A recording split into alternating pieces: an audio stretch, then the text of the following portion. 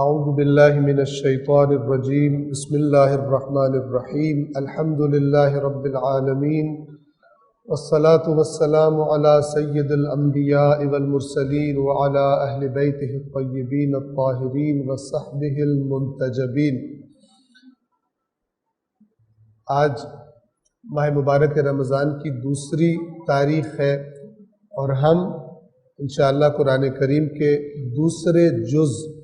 دوسرے پارے کا آغاز کرنے جا رہے ہیں، اور انشاءاللہ ان 2 گھنٹوں کے دوران کوشش کریں گے کہ اس دوسرے جز کو آج تمام کیا جائے۔ ترتیب ہماری وہی رہے گی، پہلے ہم انشاءاللہ تلاوت کریں گے چند آیات کی، اور اس کے بعد پھر انشاءاللہ ان کا ترجمہ اور مختصر جہاں پہ ضروری ہوگا وضاحت آپ کی خدمت میں عرض کریں گے۔ پہلے تلاوت اور اس کے بعد پھر ترجمہ اور وضاحت۔ صلوات پڑھیے محمد وآل محمد۔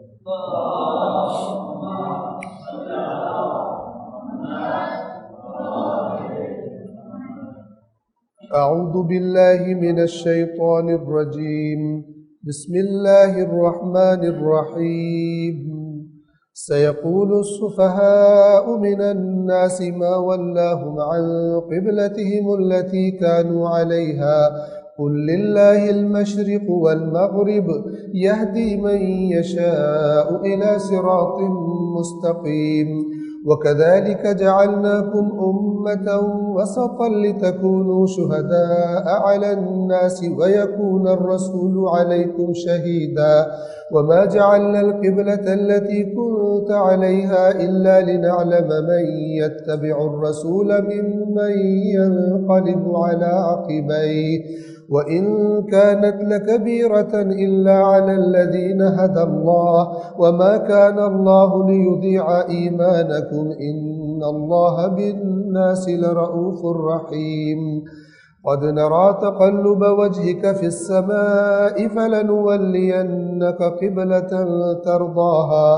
فول وجهك شطر المسجد الحرام وحيث ما كنتم فولوا وجوهكم شطره وإن الذين أوتوا الكتاب ليعلمون أنه الحق من ربهم وما الله بغافل عما يعملون ولئن أتيت الذين أوتوا الكتاب بكل آية ما تبعوا قبلتك وما أنت بتابع قبلتهم وما بعضهم بتابع قبلة بعض ولئن اتبعت أهواءهم من بعد ما جاءك من العلم إنك إذا لمن الظالمين الذين آتيناهم الكتاب يعرفونه كما يعرفون أبناءهم وإن فريقا منهم ليكتمون الحق وهم يعلمون الحق من ربك فلا تكونن من الممترين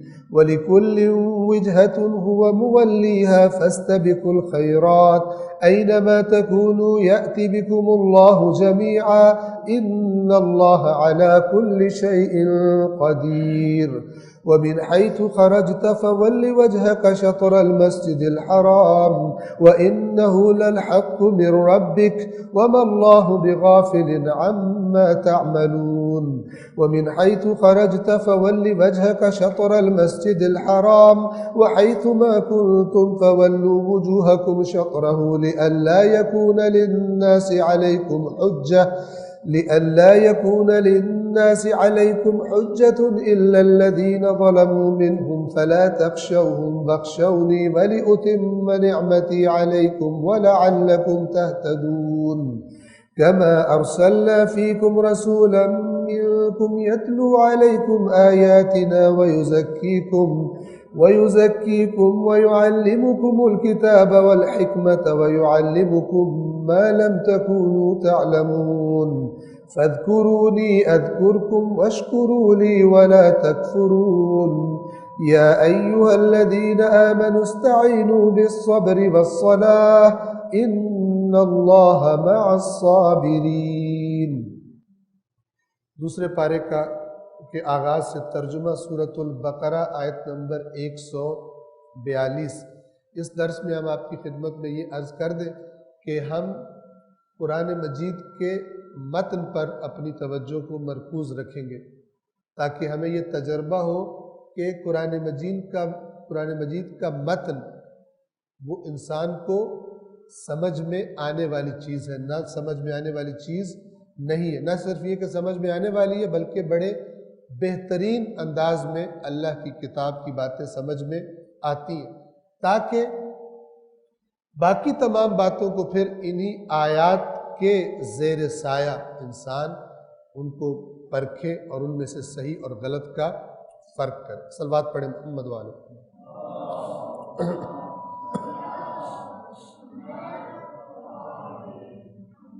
رحمان رحیم اللہ کے نام سے۔ اب یہ قبلہ کی تبدیلی کی آیات ہے۔ قبلہ تبدیل ہونے جا رہا ہے۔ لوگوں میں سے کم عقل لوگ ضرور کہیں گے جس قبلے کی طرف یہ رخ کرتے تھے اس سے انہیں کس چیز نے پھیر دیا۔ اے رسول کہہ دیجئے مشرق اور مغرب سب اللہ کے ہیں، اللہ جسے چاہتا ہے راہ راست کی طرف ہدایت کرتا ہے۔ یہودی جانتے تھے کہ حضرت ابراہیم کی ذریت کا پہلا قبلہ یہی کعبہ تھا،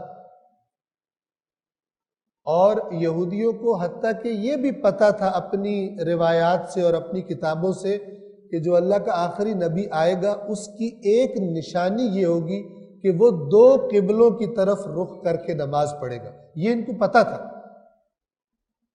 لیکن جب قبلہ کی تبدیلی کا حکم آیا تو کیونکہ بے ایمان تھے، اور بے ایمان بندہ یہ بے ایمانی اس کو ہمیشہ غلط طرف لے جاتی، تو بجائے یہ کہ اقرار کر لیتے کہ یہ تو ہمیں معلوم ہے کہ اس نبی نے دو قبلوں کی طرف رخ کر کے نماز پڑھنی ہے، لیکن اپنی بے ایمانی پر ڈٹے رہے۔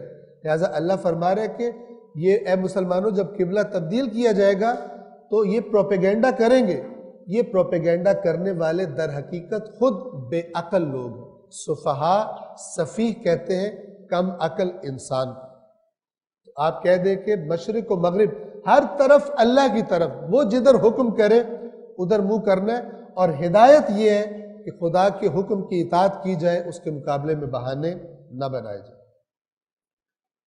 آیت نمبر 143، اور اسی طرح ہم نے تمہیں امت وسط بنا دیا۔ امت وسط بنا دیا امت مسلمہ کو، کیا مطلب کہ اب یہ آخری رسول ہے اور یہ جو شریعت لے کر آئے ہیں اب اس کے مطابق حق اور باطل پہچانا جائے گا۔ رسول اللہ کے بعد ائمہ اہل بیت اطہار، اور پھر امت رسول اللہ، یہ اب معیار ہے تا قیامت۔ کیوں؟ اس لیے کہ یہ سب رسول اللہ کو فالو کرتے، اصل معیار رسول اللہ ہے، اور رسول اللہ کے بعد مثلا ائمہ اہل بیت، اور اس کے بعد پھر یہ امت۔ قرآن مجید فرما رہے، توجہ کریں، کہ تم لوگوں کو ہم نے امت وسط، درمیانی امت، کہ جو نہ افراد کا شکار ہے نہ تفرید کا شکار۔ اب قیامت تک لوگ تمہیں دیکھ کر تم لوگ معیار ہوگے، اور جب قیامت آئے گی تو رسول اللہ بھی اللہ ان کو بلائے گا کہ وہ گواہی دیں گے کہ میں نے ان کو یہ دین پہنچایا تھا، اور جو باتیں لوگوں نے اپنے پاس سے گھڑی ہوں گی ان کا حق و باطل ہونا واضح ہو جائے گا۔ اسی طرح رسول اللہ کے بعد پھر مرتبہ ہے اہل بیت اطہار کا، وہ آ کر گواہی دیں گے کہ ہم نے یہ دین کس طرح ان کو پہنچایا تھا، اور انہوں نے کتنا مانا کتنا نہیں مانا، اور کتنی باتیں خود گھڑ کے ہماری طرف منسوب کر دی۔ یہ قرآن بار بار اس کا تذکرہ فرماتا ہے کہ یہ قیامت کے دن ہر نبی اپنی امت پر گواہی دے گا، اور جب اللہ پوچھے گا، آگے سورۃ المائدہ کے آخر میں یہ بات آ جائے گی، چونکہ یہ نقطہ ذرا وضاحت طلب ہے اس لیے تھوڑا سا اس پر میں رک رہا ہوں۔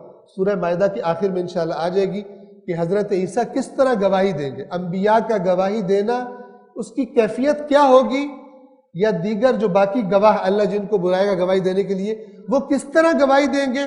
اس کا لب لباب یہ ہے کہ ہم نے ان کو یہ باتیں بتائی تھی جو انہوں نے اپنے پاس سے گھڑ کے ہمارے اوپر ڈال دیا، اس کے یہ خود ذمہ دار ہے۔ ہم نے ان کو وہی باتیں بتائی تھی جو اے اللہ تو نے ہمارے ذمے لگائی تھی۔ یہ ہر نبی اپنی امت پر گواہی دے گا اور یہ قیامت کے دن منظر سب دیکھیں گے۔ یہ بات ہو رہی ہے آخری امت کی، رسول اللہ صلی اللہ علیہ وآلہ وسلم کی امت کی۔ اب اللہ دیکھیے ہمیں کیا مقام دے رہا ہے، اور آج مسلمانوں کی آپ حالت دیکھیے کہ دوسرے تو انہیں دیکھ کر کیا اصلاح کریں گے، اپنی اصلاح کرنے کی قابلیت بھی آج مسلمانوں میں کم نظر آتی ہے۔ ہم اپنے معاشرے کو، اپنی حالت کو اچھی طرح سے دیکھ سکتے ہیں۔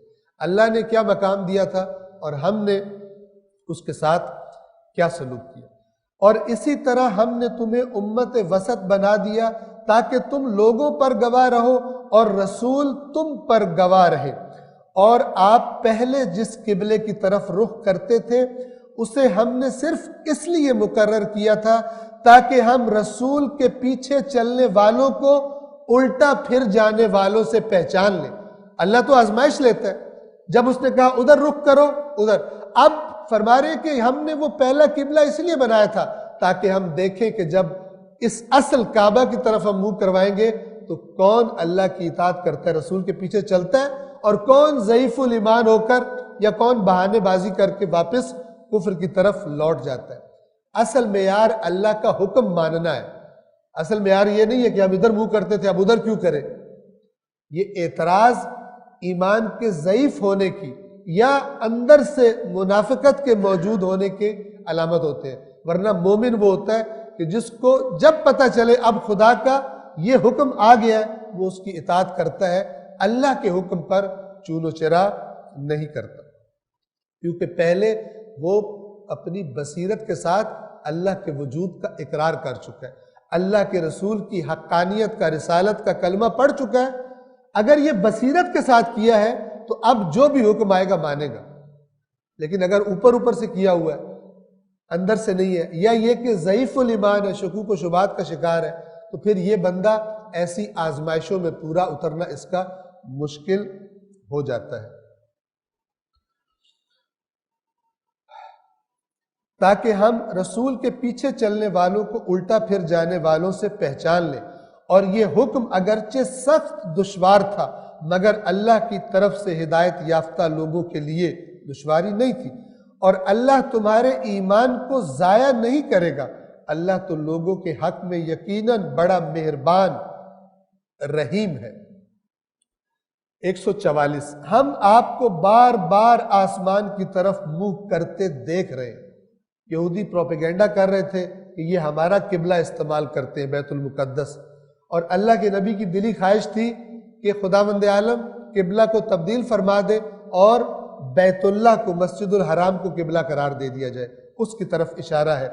ہم بار بار آپ کو آسمان کی طرف منہ کرتا دیکھ رہے ہیں، پس اب ہم آپ کو اسی قبلے کی طرف پھیر دیتے ہیں جسے آپ پسند کرتے ہیں۔ اب آپ اپنا رخ مسجد الحرام کی طرف کریں، اور تم لوگ جہاں کہیں بھی ہو اس کی طرف رخ کر لو، اور اہل کتاب اس بات سے بخوبی واقف ہے کہ یہ ان کے رب کی طرف سے حق پر مبنی فیصلہ ہے۔ جیسا میں نے پہلے اشارہ کر دیا، ان کو پتا تھا آخری نبی دو قبلوں کی طرف رخ کر کے نماز پڑھے گا، اور جو کچھ وہ کر رہے ہیں اللہ اس سے غافل نہیں ہے۔ اور 145 نمبر آیت، اور اگر آپ اہل کتاب کے سامنے ہر قسم کی نشانی لے آئیں پھر بھی یہ لوگ آپ کے قبلے کی پیروی نہیں کریں گے، اور نہ آپ ان کے قبلے کی اتباع کرنے والے ہیں، اور نہ ان میں سے کوئی دوسرے کے قبلے کی اتباع کرنے پر تیار ہے، اور آپ کے پاس جو علم آ چکا ہے اس کے بعد بھی اگر آپ لوگوں کی خواہشات کی پیروی کرنے لگے تو آپ ظالمین میں سے ہو جائیں گے۔ یعنی اللہ کا قانون اٹل ہے، اب آپ کسی کی پرواہ نہیں کریں گے۔ اور یہ بھی اللہ بتا رہے ہیں کہ یہ جو ہٹ دھرم اور ضد پر اڑے ہوئے لوگ ہیں، آپ ان کو جتنی دلیلیں دے دیں، ان کو پتہ ہے کہ یہ بھی دلیل ہے آپ کی حقانیت کی کہ آپ نے دوسرے دو قبلے کی طرف رخ کر کے نماز پڑھنی ہے، لیکن جو ضد پہ اڑ جائے وہ پھر حق کی طرف نہیں آتا۔ لہٰذا آپ ان کی خواہشات کی طرف نہ جائیے گا۔ رسول اللہ نے نہیں جانا، لیکن یہ لہجہ اللہ تبارک و تعالیٰ اختیار کرتا ہے تاکہ مخالفین کو بھی پتہ چل جائے اور مومنین کو بھی پتہ چل جائے کہ اللہ کے قانون میں کوئی استثناء نہیں ہے، اللہ کا قانون مکمل طور پر اس کی اطاعت کرنا ضروری ہے۔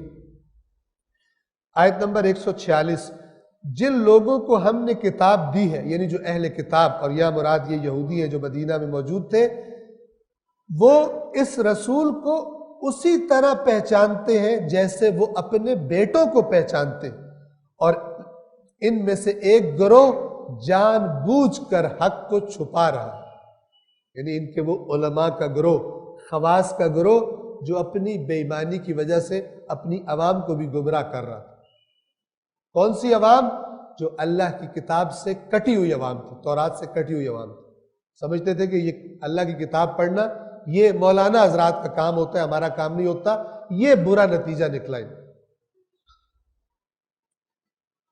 147، حق تو صرف وہی ہے جو آپ کے رب کی طرف سے آیا ہے، پس آپ ہرگز شک کرنے والوں میں سے نہ ہو جائیں، اور ہر ایک کے لیے ایک سمت ہے جس کی طرف وہ رخ کرتا ہے، پس تم لوگ نیکیوں کی طرف سبقت کرو۔ یہ اشارہ کیا جا رہا ہے کہ ہر ایک نے کہیں نہ کہیں رخ کرنا ہے، اور یہاں پر اشارہ کیا ہو رہا ہے کہ یہ ظاہری رخ کر لینے اور رخ بدل لینے یہ معیار نہیں ہے، اصل معیار یہ ہے کہ جو خدا کہے اسے کرنے میں سبقت لے جاؤ، انتظار نہیں کرو کہ پہلے دوسرے کریں گے تو میں کروں گا، نیکیوں میں ایک دوسرے پر سبقت لے جاؤ، اور نیکی کیا ہے؟ جو بھی خدا کرنے کا حکم دے دے۔ اب خدا فرما رہا ہے کہ اگر تم یہ کام کرو، نیکیوں میں سبقت لے جانے کا مزاج اپنا لو، تو کیا ہوگا؟ تم جہاں کہیں بھی ہوگے اللہ تم سب کو اکٹھا کر دے گا۔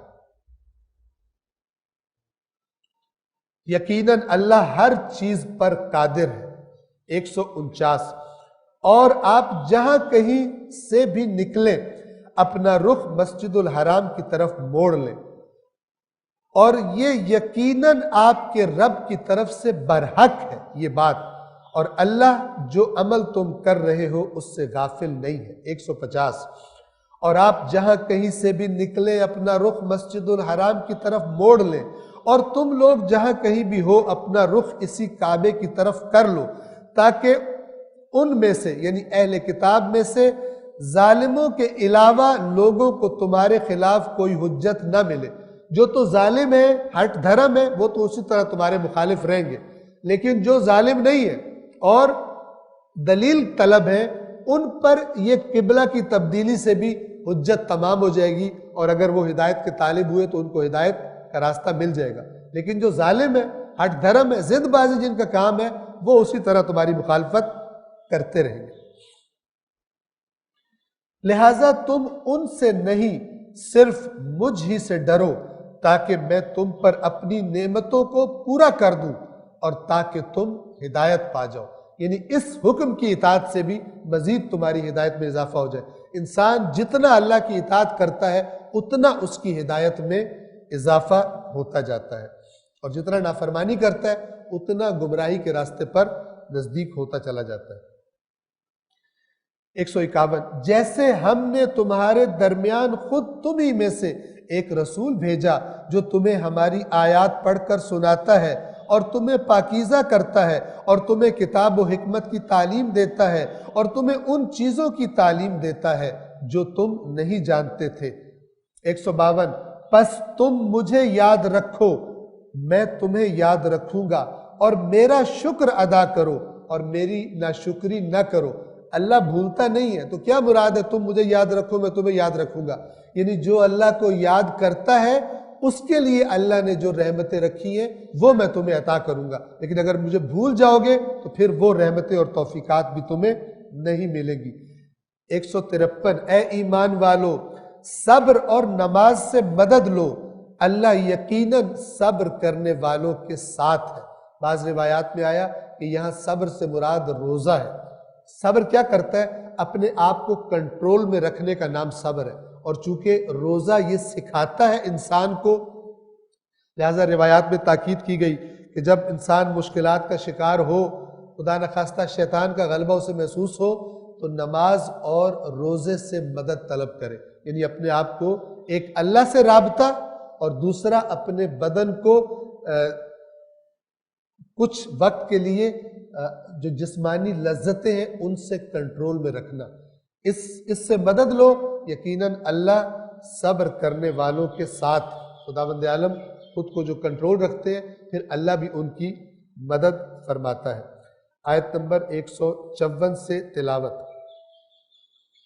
وَلَا تَقُولُوا لِمَن يُقْتَلُ فِي سَبِيلِ اللَّهِ أَمْوَاتٌ بَلْ أَحْيَاءٌ وَلَكِنْ لَا تَشْعُرُونَ وَلَنَبْلُوَنَّكُمْ بِشَيْءٍ مِّنَ الْخَوْفِ وَالْجُوعِ وَنَقْصٍ مِّنَ الْأَمْوَالِ وَالْأَنفُسِ وَالثَّمَرَاتِ وَبَشِّرِ الصَّابِرِينَ الَّذِينَ إِذَا أَصَابَتْهُم مُّصِيبَةٌ قَالُوا إِنَّا لِلَّهِ وَإِنَّا إِلَيْهِ رَاجِعُونَ أولئك عليهم صلوات من ربهم ورحمة وأولئك هم المهتدون إن الصفا والمروة من شعائر الله فمن حج البيت أو اعتمر فلا جناح عليه أن يطوف بهما ومن تطوع خيرا فإن الله شاكر عليم إن الذين يكتمون ما أنزلنا من البينات والهدى من بعد ما بيناه للناس في الكتاب أولئك يلعنهم الله ويلعنهم اللاعنون إلا الذين تابوا وأصلحوا وبينوا فأولئك أتوب عليهم وأنا التواب الرحيم إن الذين كفروا وماتوا وهم كفار أولئك عليهم لعنة الله والملائكة والناس أجمعين خالدين فيها لا يخفف عنهم العذاب ولا هم ينظرون وإلهكم إله واحد لا إله إلا هو الرحمن الرحيم إن في خلق السماوات والأرض واختلاف الليل والنهار والفلك التي تجري في البحر بما ينفع الناس وما أنزل الله من السماء من ماء فأحيا به الأرض بعد موتها وبث فيها من كل دابة وتصريف الرياح والسحاب المسخر بين السماء والأرض لآيات لقوم يعقلون ومن الناس من يتخذ من دون الله أندادا يحبونهم كحب الله والذين آمنوا أشد حبا لله ولو يرى الذين ظلموا إذ يرون العذاب أن القوة لله جميعا وأن الله شديد العذاب إذ تبرأ الذين اتبعوا من الذين اتبعوا ورأوا العذاب وتقطعت بهم الأسباب وقال الذين اتبعوا لو أن لنا كرة فنتبرأ منهم كما تبرأوا منا كذلك يريهم الله أعمالهم حسرات عليهم وما هم بخارجين من النار يا أيها الناس كلوا مما في الأرض حلالا طيبا ولا تتبعوا خطوات الشيطان إنه لكم عدو مبين إنما يأمركم بالسوء والفحشاء وأن تقولوا على الله ما لا تعلمون۔ سورۃ البقرہ آیت نمبر 154 سے ترجمہ۔ اور جو لوگ اللہ کی راہ میں قتل کر دیے جاتے ہیں انہیں مردہ نہ کہو بلکہ وہ زندہ ہیں مگر تم اس بات کا شعور نہیں رکھتے، اور یقیناً ہم تمہیں کچھ خوف، بھوک اور جان و مال اور ثمرات کی کمی سے آزمائیں گے، اور آپ صبر کرنے والوں کو خوشخبری سنا دیجیے۔ یاد رکھیں یہ قرآن مجید رسول اللہ کے پیچھے چلنے والوں کو کہہ رہے کہ تم یقین جان لو کہ تمہاری آزمائش ہوگی، تمہارے پاس یہ چیزیں کم ہوں گی، بھوک سے، افراد کی کمی سے، پھلوں کی کمی سے تمہیں آزمایا جائے گا۔ خوشخبری کن کے لیے؟ میدان چھوڑنے والوں کے لیے نہیں بلکہ میدان میں ڈٹے رہنے والوں کے لیے خوشخبری ہے۔ اور یہ آیت اسی لیے کربلا کی مناسبت سے بھی پڑھی جاتی ہے کیونکہ وہ اس آیت کا ایک روشن ترین مصداق تھا۔ ایک قلیل تعداد سچے خالص مومنوں کی نواسہ رسول کی رہبری اور امامت میں اپنے سے کئی گنا زیادہ جماعت کے ساتھ ٹکرا گئی۔ خوشخبری کس کے لیے تھی؟ انہی کے لیے کہ جو حق کے لیے باطل سے ٹکرا جاتا ہے۔ کون ہے صبر کرنے والے؟ 156 آیت۔ جو مصیبت میں جب ان پر کوئی مصیبت آن پڑتی ہے تو وہ کہتے ہیں کہ ہم تو اللہ ہی کے ہیں اور ہمیں اسی کی طرف پلٹ کر جانا ہے، تو ہمیں کیا پرواہ، آج موت آ جائے یا کچھ عرصے کے بعد موت آ جائے، ہم میدان نہیں چھوڑیں گے۔ 157 یہی وہ لوگ ہیں جن پر ان کے رب کی طرف سے درود ہے اور رحمت بھی، اور یہی لوگ ہدایت یافتہ ہے۔ میدان چھوڑنے والے ہدایت یافتہ نہیں ہوتے کہ کوئی بہانہ بنا کے نکل گیا میدان سے، بعد میں کہا کہ میں کوئی ورد وظیفے کر کے ثواب لے لوں گا، یہ ہدایت یافتہ نہیں ہے۔ میدان میں رہنے والے ہدایت یافتہ ہے۔ آیت نمبر 158 صفا اور مروہ یقیناً اللہ کے شعائر، شعائر یعنی اللہ کی نشانیوں میں سے ہے، پس جو بھی بیت اللہ کا حج یا عمرہ کرے اس کے لیے ان دونوں کا چکر لگانے میں کوئی حرج نہیں، اور جو اپنی خوشی سے کوئی نیکی کرتا ہے تو یقیناً اللہ قدر کرنے والا، خوب جاننے والا ہے۔ مسلمانوں کے دلوں میں یہ وسوسہ تھا کہ کیونکہ پہلے صفا اور مروہ کے درمیان بھی ان پر بھی بت رکھے ہوئے تھے اور کفار طواف کیا کرتے تھے، اب مسلمانوں کے دل میں یہ وسوسہ پیدا ہوا کہ کہیں یہ کافروں والی حرکت ہم بھی نہ کر رہے ہو، یہاں پہ تو بت ہوتے تھے، تو اللہ نے کہا کہ اب کچھ گناہ نہیں ہے، خدا تمہیں حکم دے رہا ہے تم یہ کام کرو۔ اس کے بعد جو اگلی چند آیات ہیں انتہائی اہم موضوع ہے۔ بنیادی طور پر یہودی علماء جو دنیا کا مال کھانے کے لیے اللہ کی کتاب کھول کر اپنی عوام کو بیان نہیں کرتے تھے اور اس کے بدلے میں تحریف شدہ باتیں بیان کرتے تھے تاکہ لوگوں سے مال کھا سکے، ان اگلی آیت میں قرآن نے فیصلہ کر دیا ہے ان کے لیے بھی اور قیامت تک کے لیے، اگر کوئی دین بتانے والا اللہ کی کتاب کو صاف صاف کھول کر بیان نہ کرے تاکہ لوگ کہیں ناراض نہ ہو جائیں اور لوگوں کو برا نہ لگے، اس کے لیے یہ آیات قیامت تک فائنل پیغام دے رہی ہے۔ 159 سے جو لوگ ہماری نازل کردہ واضح نشانیوں اور ہدایت کو چھپا لیتے ہیں باوجود اس کے کہ ہم نے کتاب میں انہیں لوگوں کے لیے کھول کر بیان کر دیا ہے، تو ایسے لوگوں پر اللہ اور دیگر لعنت کرنے والے سب لعنت کرتے ہیں۔ یعنی اتنا بڑا ان کا عہدہ ہے جو اللہ کا حق چھپا لے، لوگوں کو نہ بتائے کہ اللہ بھی لعنت کرتا ہے، اور چاہے جتنا بھی نیک بنا ہو ظاہری طور پر، اور سب لعنت والے اس پر لعنت کرتے ہیں۔ 160 سوائے ان لوگوں کے جو توبہ کر لیں، اور یہ نہیں کہ گھر بیٹھ کے توبہ کر لیں، اور اصلاح کریں۔ اور اصلاح کریں کا کیا مطلب ہے؟ فرمایا جو باتیں چھپاتے تھے انہیں بیان کریں، صاف صاف لوگوں کو بتائیں کہ ہم نے ابھی تک جو تم سے باتیں بتائی تھی غلط بتائی تھی، حق یہ ہے جو قرآن میں لکھا ہوا ہے، حق یہ ہے جو مثلا رسول، چونکہ یہ یہودیوں کے بارے میں علماء کے بارے میں آیات ہے کہ یہی رسول حق والا ہے۔ جب تک یہ اصلاح اور بیان نہ کر دیں، گھر بیٹھ کے توبہ کرنے سے اللہ ان کی توبہ قبول نہیں کرے گا۔ یاد رکھیے جس نے کوئی ایسا گناہ کیا ہے کہ معاشرے میں خرابی کر دی ہے، جب تک وہ لوگوں کو نہ بتائے کہ میں نے خرابی کر دی ہے، گھر بیٹھ کے اس کی توبہ قبول نہیں ہوتی کہ یا اللہ مجھے معاف کر۔ اب اگر توبہ قبول کروانی ہے تو جتنی پہلے بے ایمانی اور گندگی پھیلائی ہے اس کی صفائی کے لیے بھی اعلان کرو، تاکہ تمہیں پھر لوگ کہیں، یہ ہمت اپنے اندر پیدا کرو اپنے آپ کو بے آبرو کروانے کی، حق بتانے کے لیے، ورنہ گھر بیٹھ کے ایسے لوگوں کی توبہ قبول نہیں ہوتی جنہوں نے لوگوں کو گمراہ کیا ہو۔ البتہ جو لوگ توبہ کر لیں اور اصلاح کر لیں اور جو چھپاتے تھے اسے بیان کر دیں تو میں ان کی توبہ قبول کروں گا، اور میں تو بڑا توبہ قبول کرنے والا، رحم کرنے والا ہوں۔ یعنی جیسے ہی کوئی بندہ واپس آنے کی ٹھان لے، خدا کھلی آغوش سے اس بندے کو قبول کرتا ہے اور کہتا ہے میں بہت زیادہ توبہ قبول کرنے والا ہوں، لیکن شرط یہ کہ تم واپس آؤ۔ 161 بے شک جن لوگوں نے کفر اختیار کیا، اب یہاں پہ کفر سے مراد اوپر والی آیات کی روشنی میں جنہوں نے حق کو چھپایا، رسول اللہ کو نہیں مانا تو ان کی نشانیوں کو چھپائے رکھا، یہ کفر اختیار کرنا ہے، اور اسی حالت میں مر گئے۔ جن لوگوں نے کفر اختیار کیا اور اسی حالت میں مر گئے جبکہ وہ کفار تھے، تو ان پر اللہ کی اور فرشتوں کی اور تمام انسانوں کی لعنت ہے۔ وہ ہمیشہ اس میں رہیں گے، نہ ان کے عذاب میں کوئی کمی ہوگی اور نہ ہی انہیں کوئی مہلت دی جائے گی کہ دوبارہ دنیا میں آ کے اپنی اصلاح کر۔ اب یہاں سے توحید کا تذکرہ شروع ہو رہا ہے، یعنی رسول اللہ کی نبوت اس سے موضوع ذرا پھر رہا ہے کس کی طرف؟ اللہ کی توحید کی طرف۔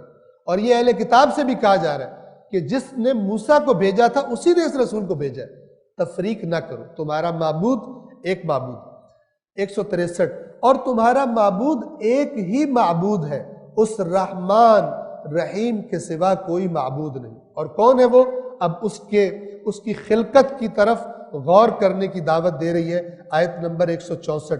یقیناً آسمانوں اور زمین کے خلق کیے جانے میں، رات اور دن کے آنے جانے میں، ان کشتیوں میں جو انسانوں کے لیے مفید چیزیں لے کر سمندروں میں چلتی ہیں، اور اس پانی میں جسے اللہ نے آسمانوں سے برسایا، پھر اس پانی سے زمین کو مردہ ہونے کے بعد دوبارہ زندہ کیا، اور اس میں ہر قسم کے جانداروں کو پھیلا دیا، اور ہواؤں کی گردش میں اور ان بادلوں میں جو آسمان اور زمین کے درمیان جکڑے ہوئے ہیں، عقل سے کام لینے والوں کے لیے نشانیاں ہیں۔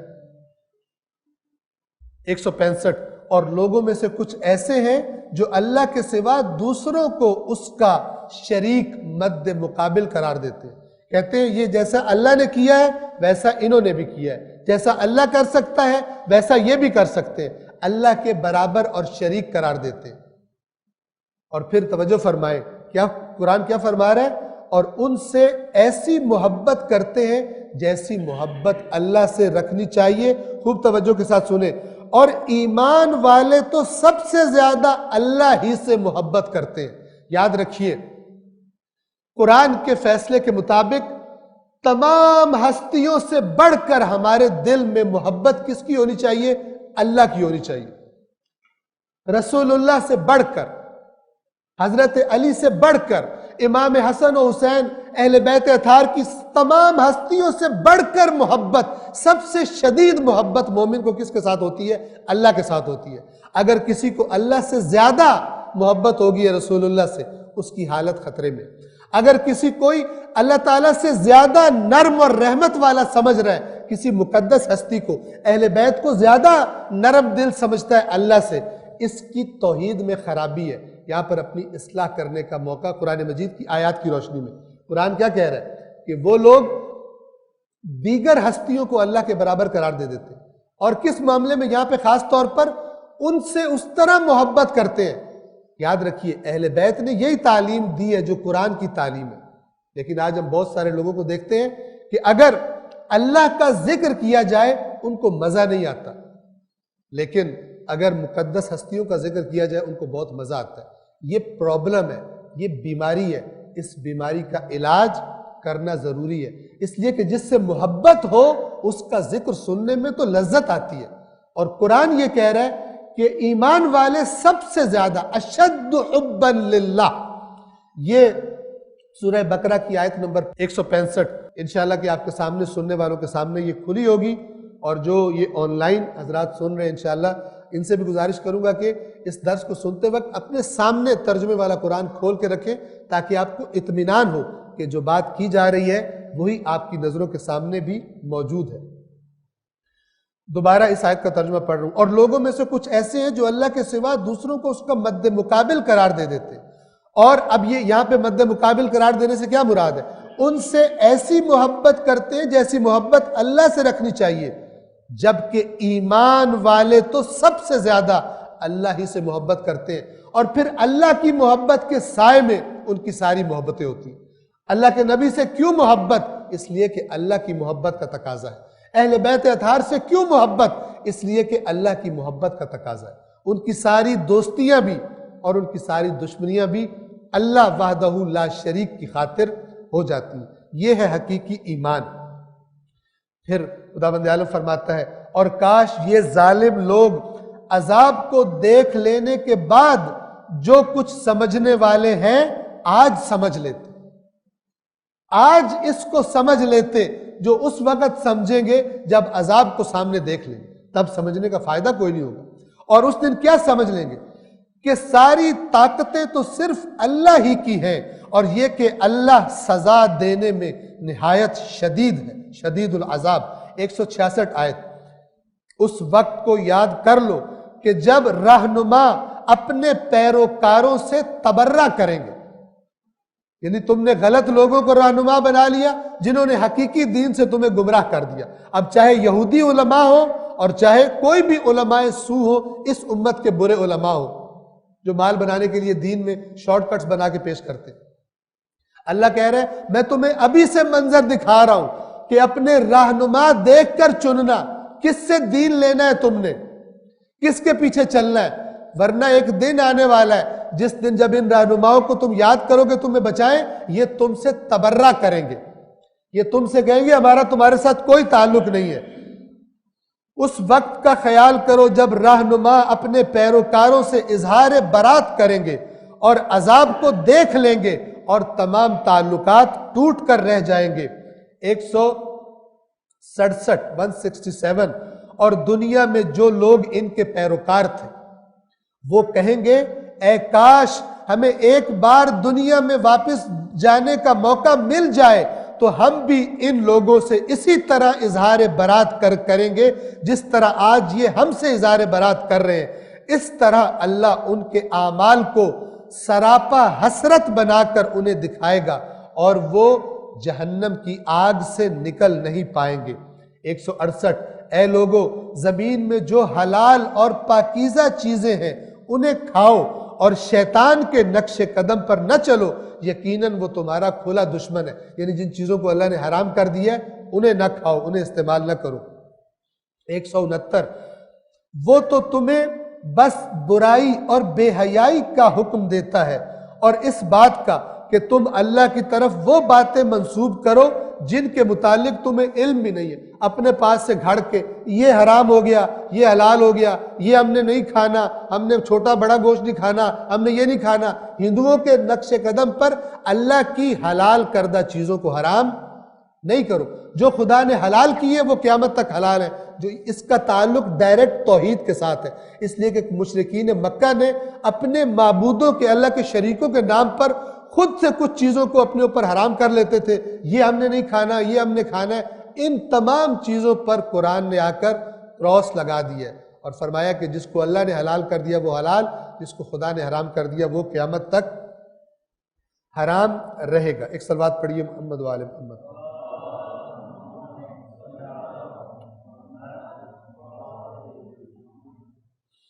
آیت نمبر 170 سے تلاوت۔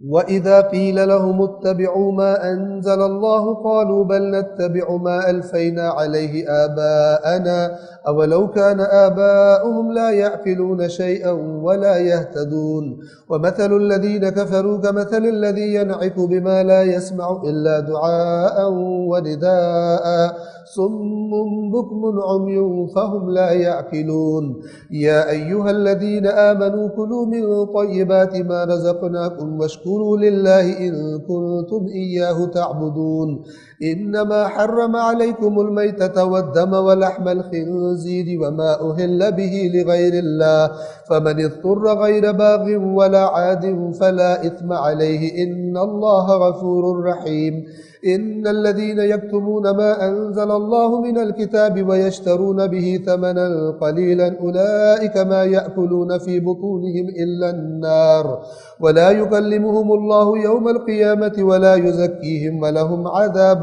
أليم أولئك الذين اشتروا الضلالة بالهدى والعذاب بالمغفرة فما أصبرهم على النار ذلك بأن الله نزل الكتاب بالحق وإن الذين اختلفوا في الكتاب لفي شقاق بعيد ليس البر أن تولوا وجوهكم قبل المشرق والمغرب ولكن البر من آمن بالله واليوم الآخر والملائكة والكتاب والنبيين وآتى المال على حبه ذوي القربى واليتامى والمساكين وابن السبيل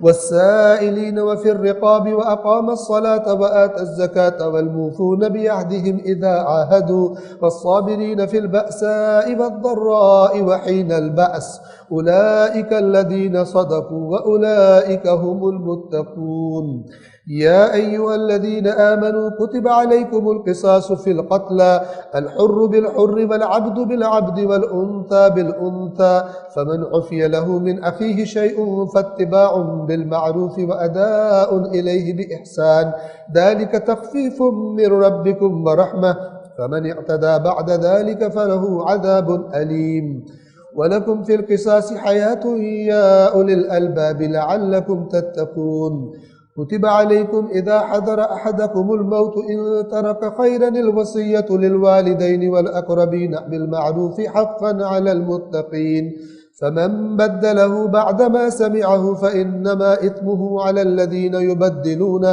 إن الله سميع عليم. آیت نمبر 170 سے ترجمہ. اور جب ان سے کہا جاتا ہے کہ اللہ کے نازل کردہ احکام کے پیچھے چلو تو وہ کہتے ہیں کہ ہم تو اس طریقے پر چلیں گے جس پر ہم نے اپنے آباء و اجداد کو پایا ہے. اللہ بالکل قبول نہیں کرتا اس دین کو کہ جو باپ دادوں سے لیا ہوا ہے. کیوں کر رہے ہو یہ کام کیوں کر رہے ہو؟ ہمارے دادا حضور یہ کیا کرتے تھے، ہماری 7 پشتیں یہ کر رہی ہیں. یہ دلیل تھوڑی ہے. کسی کام کا دین میں داخل ہو جانے کی یہ دلیل تھوڑی ہے.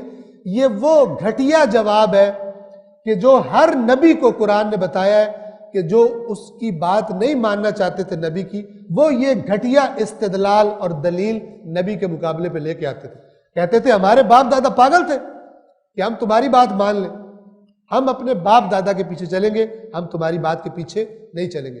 لہٰذا اگر ہماری زندگیوں میں بھی ایسے کام، ایسی رسمیں ہیں کہ جن کی دلیل صرف یہی ہے کیونکہ دادا کر رہے تھے، کیونکہ نانا نانی کرتے تھے، کیونکہ ہمارے آباء و اجداد کرتے تھے، تو جان لے قرآن اس دین کو قبول نہیں کرتا. جب ان سے کہا جاتا ہے کہ اللہ کے احکام، نازل کردہ احکام کے پیچھے چلو، تو وہ کہتے ہیں کہ ہم تو اس طریقے کے پیچھے چلیں گے جس پر ہم نے اپنے آباء و اجداد کو پایا ہے. اب قرآن دیکھیے کیا کہہ رہے ہیں. چاہے ان کے آباء و اجداد نے نہ تو عقل سے کام لیا ہو اور نہ ہی ہدایت حاصل کی ہو، ایسے ہی لگ گئے ہو کام پر، تم بھی لگ جاؤ گے. 171. اب ایسے لوگوں کی کہ جو رسول کی بات نہیں سنتے، قرآن کی بات نہیں سنتے اور اپنے ہی کاموں میں، انہی رسموں میں لگے رہتے ہیں، ان کی مثال دیکھیے قرآن کتنی زبردست بیدار کرنے کے لیے بیان فرما رہے ہیں. اور ان لوگوں کی مثال جنہوں نے کفر اختیار کر لیا ہے، یعنی جو کہہ رہے ہیں ہم نے باپ دادے کی کام اس پہ چلنا ہے، ہم نے یہ قرآن والی بات نہیں ماننی. ان کافروں کی حالت بالکل اس شخص کی طرح ہے کہ یاد رکھیے جب کفر کا لفظ آئے تو یہ نہ کہیں یہ تو کافروں کی بات ہو رہی ہے، ہماری تو نہیں ہو رہی. اللہ اسی کو کفر کہہ رہے ہیں کہ جب کہا جائے قرآن کی بات سنو، وہ کہیں ہم نے باپ دادا کی بات سنی. کفر جان بوجھ کر دلیل کو، حق کو قبول نہ کرنا اور نہ حق پر ڈٹے رہنا، یہ کفر کی حقیقت ہے.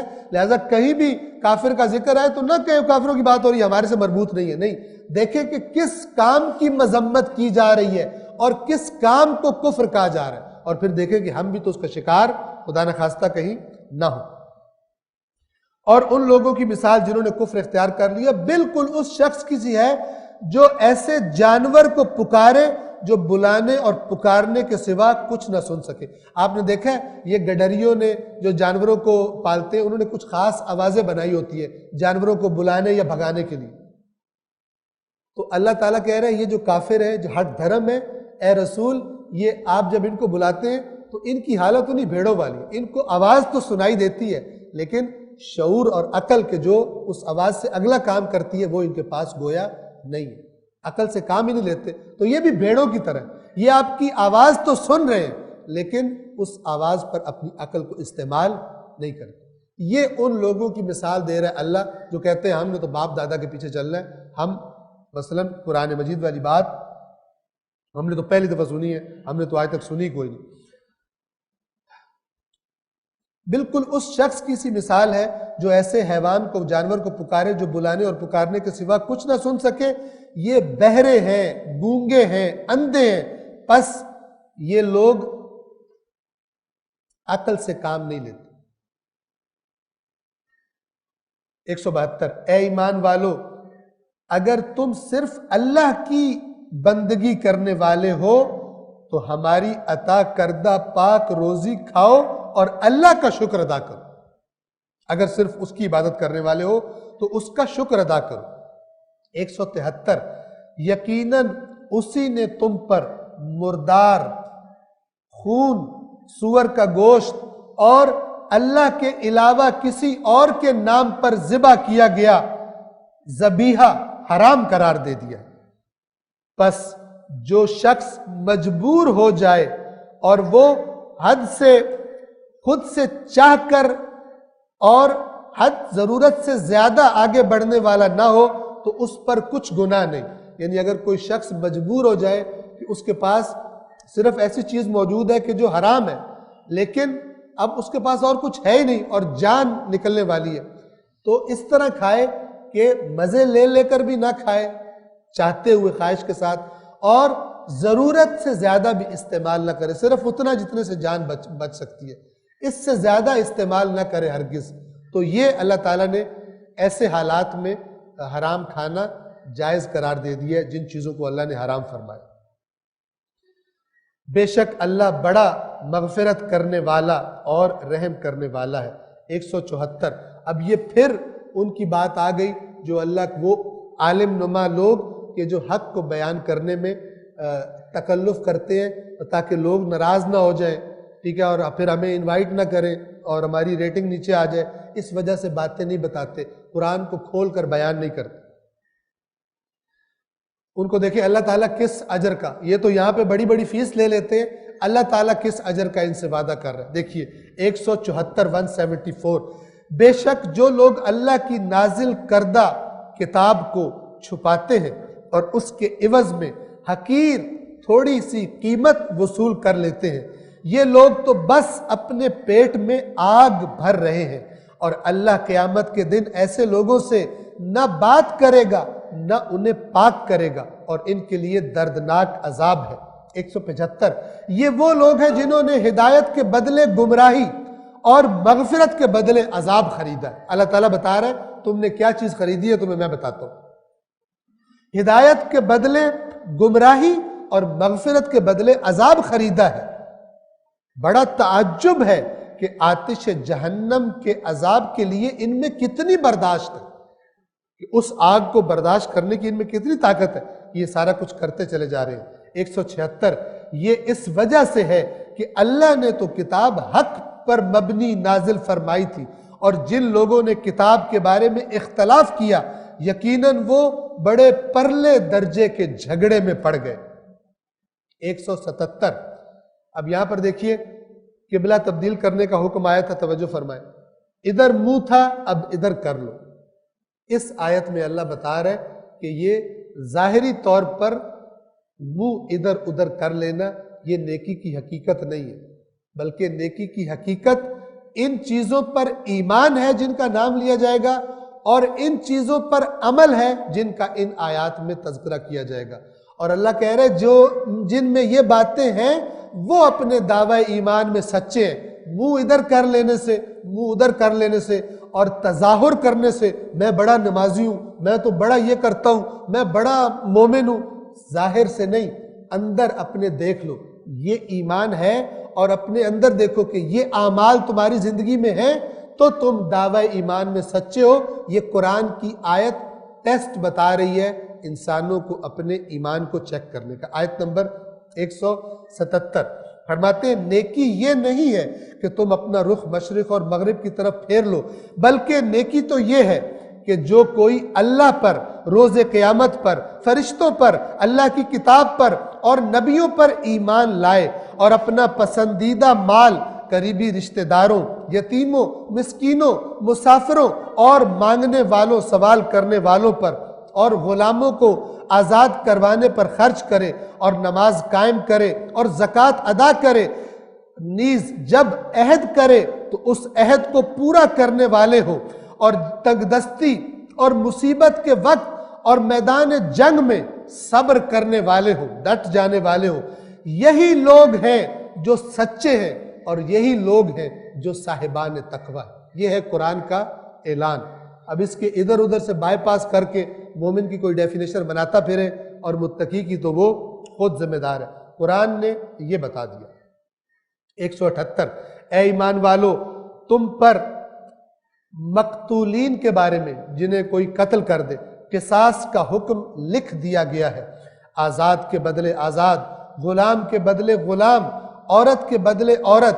ہاں اگر مقتول کے بھائی کی طرف سے قاتل کو قصاص کی کچھ چھوٹ مل جائے تو اچھے طریقے سے مطالبہ کرنے والا مطالبہ کرے، اور قاتل کو بھی چاہیے کہ وہ اچھے طریقے سے اسے ادا کر دے۔ یہ تمہارے رب کی طرف سے ایک قسم کی تخفیف اور مہربانی ہے، پس جو اس کے بعد جو بھی زیادتی کرے گا اس کے لیے دردناک عذاب ہے۔ قصاص کے جو مسائل ہیں میں یہ عرض کر دوں کہ جہاں پر فقہی مسائل والی آیات آئیں گی ہم صرف ان کا ترجمہ کر کے آگے بڑھ جائیں گے، چونکہ ان کی جو تفصیلات ہیں وہ اس درس میں گنجائش نہیں ہے کہ ہم ان کو بیان کریں، اس کے لیے فقہی کتابوں کی طرف ہی رجوع کیا جائے گا۔ ہم ان کا صرف ترجمہ کریں گے چونکہ ان کی تفصیلات بہت زیادہ ہیں۔ آیت نمبر 179 اور اے عقل والو تمہارے لیے قصاص میں زندگی ہے، یعنی تم قاتل کو اگر قتل کرو گے باقی جو لوگ یہ ارادہ رکھتے ہیں ان کو عبرت ہو جائے گی، قتل کرنے والے رک جائیں گے اپنے ارادوں سے۔ لیکن آج آپ دنیا میں دیکھ رہے ہیں مغرب کی طرف سے پورا زور لگایا جا رہا ہے پھانسی کی سزا ختم کی جائے، گویا کہ شیطان انہیں ڈکٹیٹ کرواتا ہے ہر وہ حکم جو اللہ نے دیا ہے اس کے مقابلے میں حقوق انسانی کے نام پر تم نیا حکم لے کر آؤ۔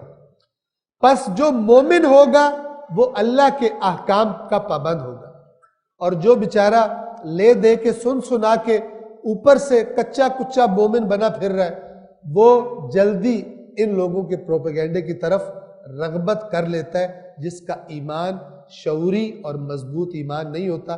اور آج معاشرے میں نوجوان نسل بڑے بدترین طریقے سے اس مشکل کا شکار ہے، کیونکہ ہم نے اہتمام نہیں کیا، بڑوں نے، پچھلی نسل نے آیات قرآن کے ذریعے شعور اور بصیرت والا ایمان، صحیح احادیث کے ذریعے حقیقی ایمان سکھانے کا اپنے بچوں کو اہتمام نہیں کیا، لہٰذا اب بچے ان غیروں کے رحم و کرم پر ہیں، ان کے نظام تعلیم میں پڑھیں گے اور ان کے شکوک و شبہات دین کے بارے میں ان بیچاروں کے ایمان کو خراب کریں گے، اور والدین سمجھ رہے ہیں کہ ہم تو بڑی اعلیٰ تعلیم اپنے بچوں کو دلوا رہے ہیں۔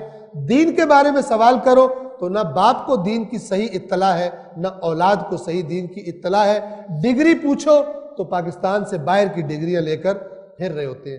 اسے کہتا ہے قرآن تم لوگ دنیا کو آخرت پر ترجیح دیتے ہو، اس لیے تمہاری یہ حالت ہو جاتی ہے۔ قرآن تکلف نہیں کرتا۔ اے عقل والو تمہارے لیے قصاص میں زندگی ہے، امید ہے کہ اس قانون کے سبب تم بچتے رہو گے۔ 180 تمہارے لیے یہ لکھ دیا گیا ہے کہ جب تم میں سے کسی کی موت کا وقت آئے اور وہ کچھ مال چھوڑے جا رہا ہو تو اسے چاہیے کہ والدین اور قریبی رشتہ داروں کے لیے مناسب طور پر وصیت کرے، متقی لوگوں پر یہ ایک حق ہے۔ اس آیت کے بعد جب وراثت والی آیات آ گئی تو پھر اب وصیت مستحب ہے۔ تفصیلات وہی فقہی کتابوں میں، اگر کوئی وصیت کرے کہ میرے بعد کار خیر میں یہ میرا مال کیا جائے تو اس کی جو کل وراثت ہے اس کا 1/3 حصہ 1/3 اس کے بارے میں وہ مرنے کے بعد وصیت کر سکتا ہے، باقی کل وراثت میں وصیت نہیں کر سکتا۔ اور وصیت کرنا اب مستحب ہے کیونکہ اب والدین اور اقربا کے حصے خود قرآن مجید نے بیان فرما دیے ہیں۔ متقی لوگوں پر یہ ایک حق ہے۔ اور آیت نمبر 181 اور جو وصیت کو سن لینے کے بعد اسے بدل ڈالے تو اس کا گناہ ان بدلنے والوں پر ہوگا، اللہ یقیناً ہر بات کا خوب سننے والا اور جاننے والا ہے۔ یعنی جو وصیت میں تبدیلیاں کریں، چھپا کے وصیت کو چینج کر کے اب اس کو آ کر لوگوں کے سامنے پڑھ رہے ہیں تو اللہ سے کوئی چیز چھپا نہیں سکتے۔ اب وصیت کرنے والے پر کوئی گرفت نہیں ہے، جنہوں نے تبدیلی کی ہے، بے ایمانی کی ہے، وہ اللہ کی پکڑ میں آئیں گے۔ آیت نمبر 182 سے تلاوت۔ فمن خاف من موص جنفا أو إثما فأصلح بينهم فلا إثم عليه إن الله غفور رحيم. يا أيها الذين آمنوا كتب عليكم الصيام كما كتب على الذين من قبلكم لعلكم تتقون أياما معدودات. فمن كان منكم مريضا أو على سفر فعدة من أيام أخر. وعلى الذين يطيقونه فدية طعام مسكين. فمن تطوع خيرا فهو خير له وأن تصوموا خير لكم إن كنتم تعلمون. شهر رمضان الذي أنزل فيه القرآن هدى للناس وبينات من الهدى والفرقان. فمن شهد منكم الشهر فليصمه ومن كان مريضا أو على سفر فعدة من أيام أخر. يريد الله بكم اليسر ولا يريد بكم العسر ولتكملوا العدة ولتكبروا الله على ما هداكم ولعلكم تشكرون. وإذا سألك عبادي عني فإني قريب أجيب دعوة الداع إذا دعان فليستجيبوا لي وليؤمنوا بي لعلهم يرشدون. أحل لكم ليلة الصيام الرفث إلى نسائكم هن لباس لكم وأنتم لباس لهن.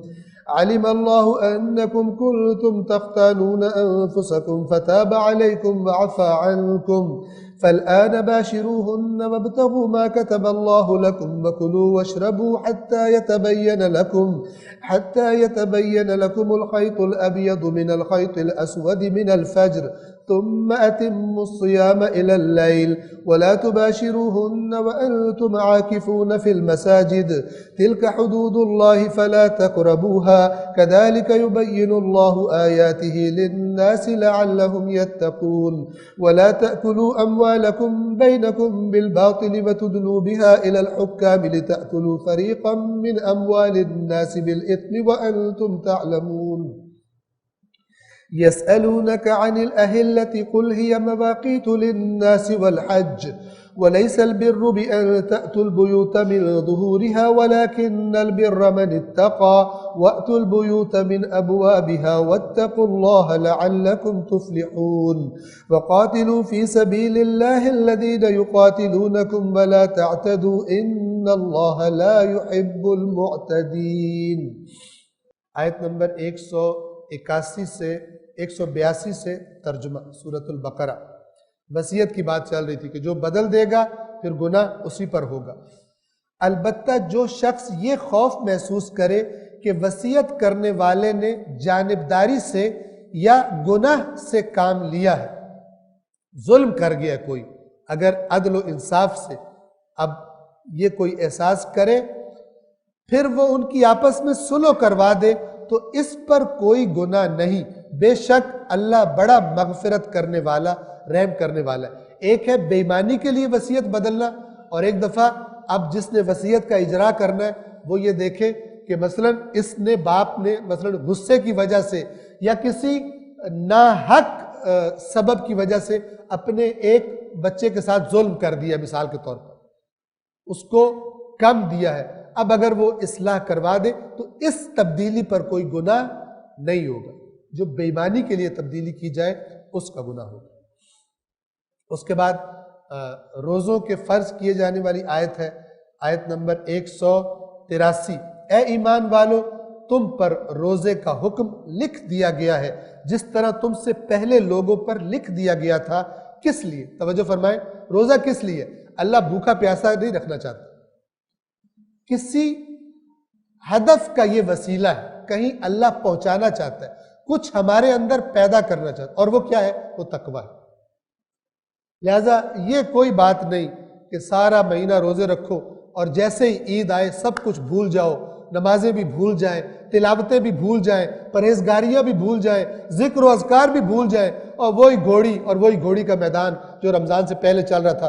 شیطان کو بھی کوئی ٹینشن نہ ہو کہ جو ایک مہینہ میری غیر حاضری ہوئی ہے، اوپر میں قید میں رہا ہوں، میرے پیچھے یہ تبدیل ہو گئے. اس کو بھی کوئی ٹینشن نہیں ہوتی کہ جیسے میں چھوڑ گیا تھا یہ قوم پھر ویسی کی ویسی حرکتیں کر رہی. یہ روزے کی حقیقت نہیں ہے. فرض کیا گیا لعلکم تتقون، تب روزے کے نتائج نکلیں گے، تب گناہ معاف ہوں گے، تب جنت کے درجات ملیں گے. لیکن اللہ کہہ رہا ہے میں نے روزہ تقوی کے لیے فرض کیا ہے، تقوی تو پیدا نہیں کر رہا، کہہ رہا میرے اللہ گناہ معاف کر دے۔ یہ گناہ معاف ہونا مشکوک ہے، یاد رکھیے، روزے کے معاملے میں بھی اور دیگر عبادات کے معاملے میں بھی جہاں پر کہا گیا گناہ معاف ہو جاتے ہیں، کیونکہ اس عبادت میں ایک حکمت ہے، اس عبادت کے ذریعے اللہ کچھ بندے کو سکھانا چاہتا ہے۔ اگر بندہ وہ سیکھے ہی نہ اور کہے یا اللہ میرے گناہ معاف کر، یہ ایسا ہی ہے کہ مثلاً کوئی گھر کا بڑا کہے یہ کپڑے پڑے ہیں، تمہارے ہاتھ بھی گندے ہیں، یہ کپڑے بھی گندے ہیں، یہ سرف پڑا ہے، یہ مثلاً صابن پڑا ہے، ان کپڑوں کو دھو دو، تمہارے ہاتھ بھی دھل جائیں گے۔ اور وہ کہہ کے چلا جائے میں کہوں میں کپڑے کیوں دھوں، میں تو اپنے صرف ہاتھ دھونے۔ یہ وہ لوگ ہیں جو کہتے ہیں گناہ معاف تو کرے اللہ لیکن ہم نے تبدیل نہیں ہونا، ہم نے معاشرے کا گند جو ہم نے اپنے اعمال سے بنا لیا ہے ہم نے اس کی صفائی میں کوئی کردار ادا نہیں کرنا، ہم نے بے ایمانیاں بھی کرنی ہے، ہم نے دودھ میں پانی بھی ملانے ہیں، ہم نے ملاوٹیں بھی کرنی ہیں، مہنگا بھی چیزیں بیچنی ہیں، لیکن اے اللہ اس رمضان میں ہمارے گناہوں کو معاف فرما۔ یہ دھوکہ ہے، فراڈ ہے، اس طرح گناہ معاف نہیں ہوتے۔ قرآن کی اس آیت میں یہ سارا میسج پوشیدہ ہے کہ اس لیے روزہ فرض کیا گیا ہے تاکہ تمہارے اندر تقوی پیدا ہو جائے۔ تقوی یعنی گناہوں سے بچنا۔ آیت نمبر 184، یہ گنتی کے چند دن ہیں یعنی ماہ رمضان کے، پس اگر تم میں سے کوئی بیمار ہو یا سفر میں ہو تو دوسرے دنوں میں مقدار پوری کر لے، اور جو لوگ روزہ رکھنے میں مشقت محسوس کرتے ہو وہ فدیہ دے دیں، بیمار ہیں یا کوئی اور مسئلہ ان کو، تفصیل وہی فقہی کتابوں میں۔ وہ فدیہ دے جو ایک مسکین کا کھانا ہے، بس جو اپنی خوشی سے نیکی کرے تو اس کے لیے بہتر ہے، اور اگر تم سمجھو تو روزہ رکھنا تمہارے لیے بہتر ہے۔ جیسے سورہ جمعہ میں کہا نا کہ اگر تم سب یہ تجارت وغیرہ چھوڑ دو اور اللہ کی یاد کے لیے دوڑ پڑو، اگر سمجھو تو یہ تمہارے حق میں بہتر ہے۔ لہٰذا یہ نہ کہو بہانے بنا کر مجھ سے پیاس برداشت نہیں ہوتی، مجھ سے بھوک برداشت نہیں ہوتی تو میں اس لیے روزہ نہیں رکھ سکتا۔ کر سکتا ہے، ہٹا کٹا ہے، بہانے بناتا ہے روزہ نہ رکھنے کے لیے۔ اللہ فرما رہا ہے اگر اللہ پر اعتماد ہے تو روزہ رکھنا تمہارے لیے بہتر ہے اگر تمہیں اس بات کی سمجھ ہو۔ اگلی آیت نمبر 185 میں یہ ہماری روایات مکتب اہل بیت میں بھی آیا کہ ماہ رمضان کی اصل فضیلت کا سبب کیا ہے، اصل سبب کیا ہے؟ فرماتے ہیں ماہ رمضان کی فضیلت کا سبب روزے نہیں ہے، ماہ رمضان کو یہ جو پروٹوکول ملا ہے اسپیشل، یہ اس لیے ہے کیونکہ اللہ نے اس مہینے میں قرآن اتارا۔ یہ قرآن کی اہمیت کی وجہ سے ماہ رمضان کا پروٹوکول ہے۔ توجہ فرمائیں، بہت ہی گہرا رابطہ ہے، اس لیے اس کو بہار قرآن کا مہینہ کہتے ہیں۔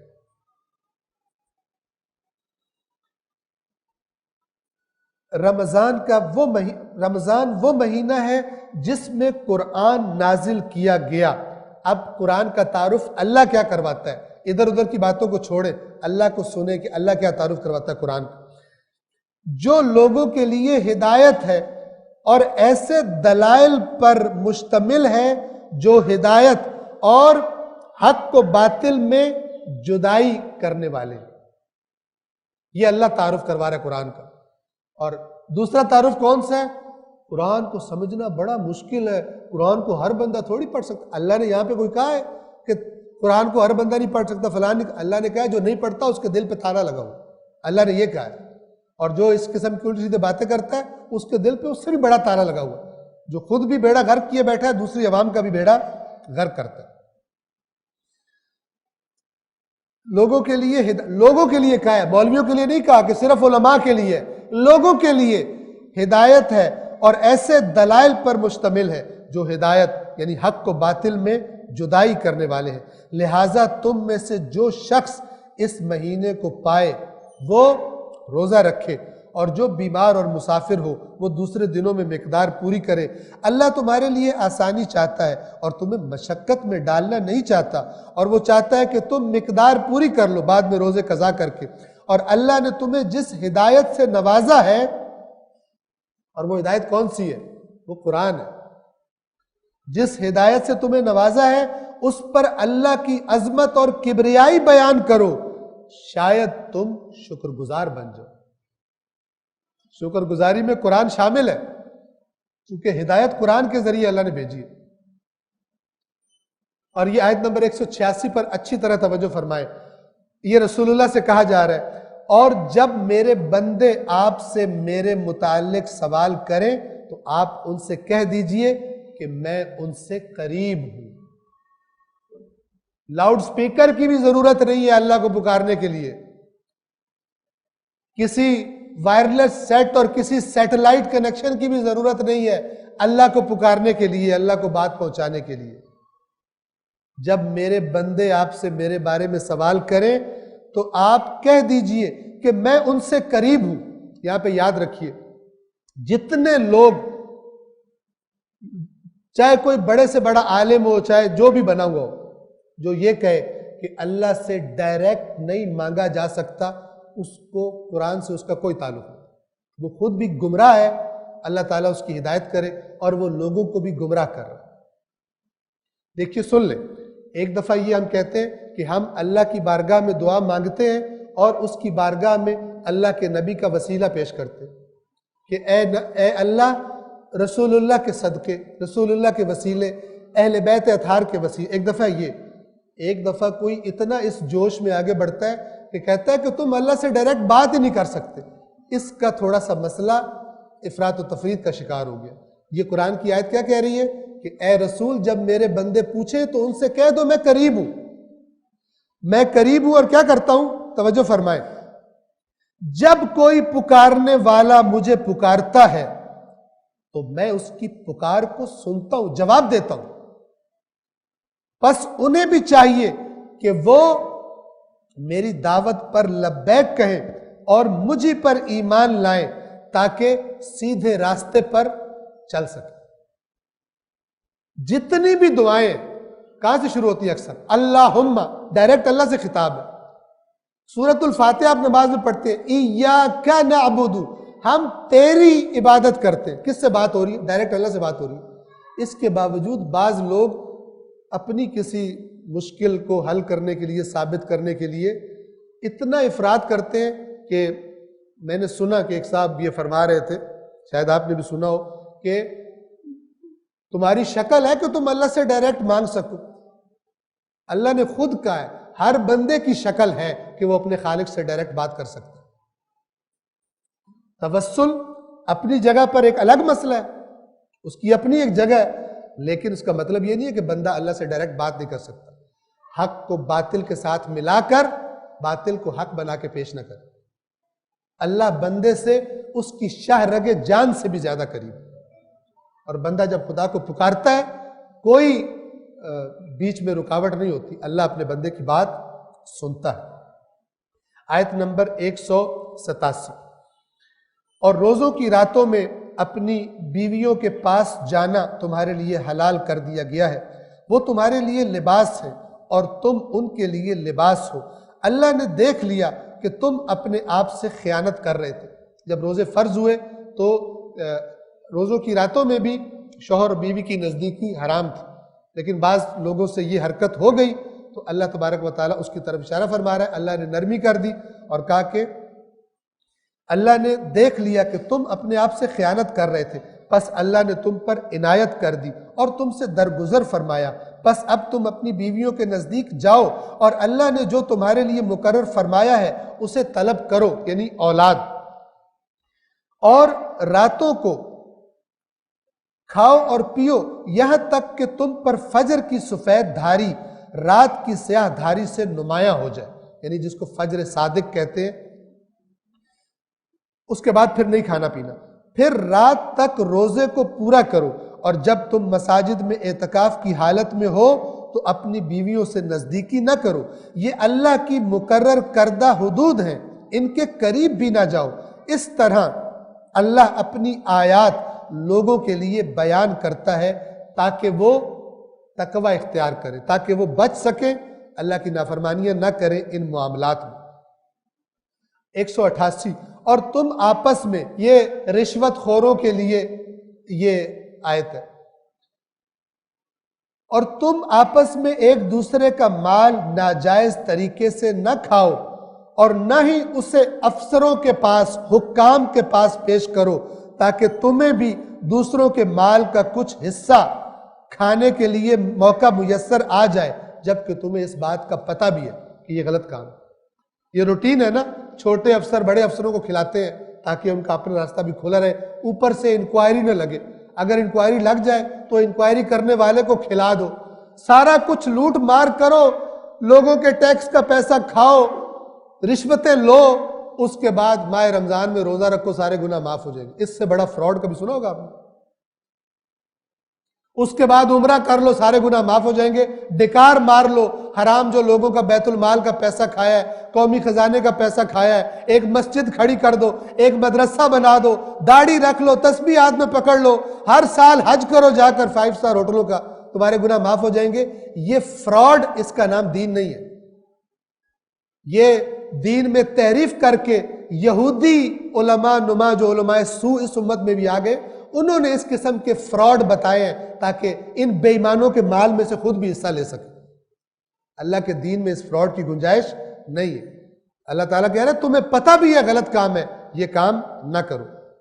189 لوگ آپ سے چاند کے گھٹنے بڑھنے کے بارے میں سوال کرتے ہیں، کہہ دیجئے یہ لوگوں کے لیے حج کے اوقات کے تعین کا ذریعہ ہے، اور ساتھ یہ بھی کہہ دیجئے کہ جب حج کے لیے احرام باندھ لو، یہ بریکٹس میں ہے، آیت میں یہ لفظ نہیں ہے، لیکن مسئلہ یہی تھا، احرام باندھ لو تو گھر کی پشت سے داخل ہونا کوئی نیکی کی بات نہیں ہے، بلکہ نیکی تو یہ ہے کہ انسان تقوی اختیار کر لے اور تم گھروں میں دروازوں سے ہی داخل ہوا کرو اور اللہ کی ناراضگی سے بچتے رہو تاکہ تم فلاح پاؤ۔ یہ بچنا وہی تقوی ہے۔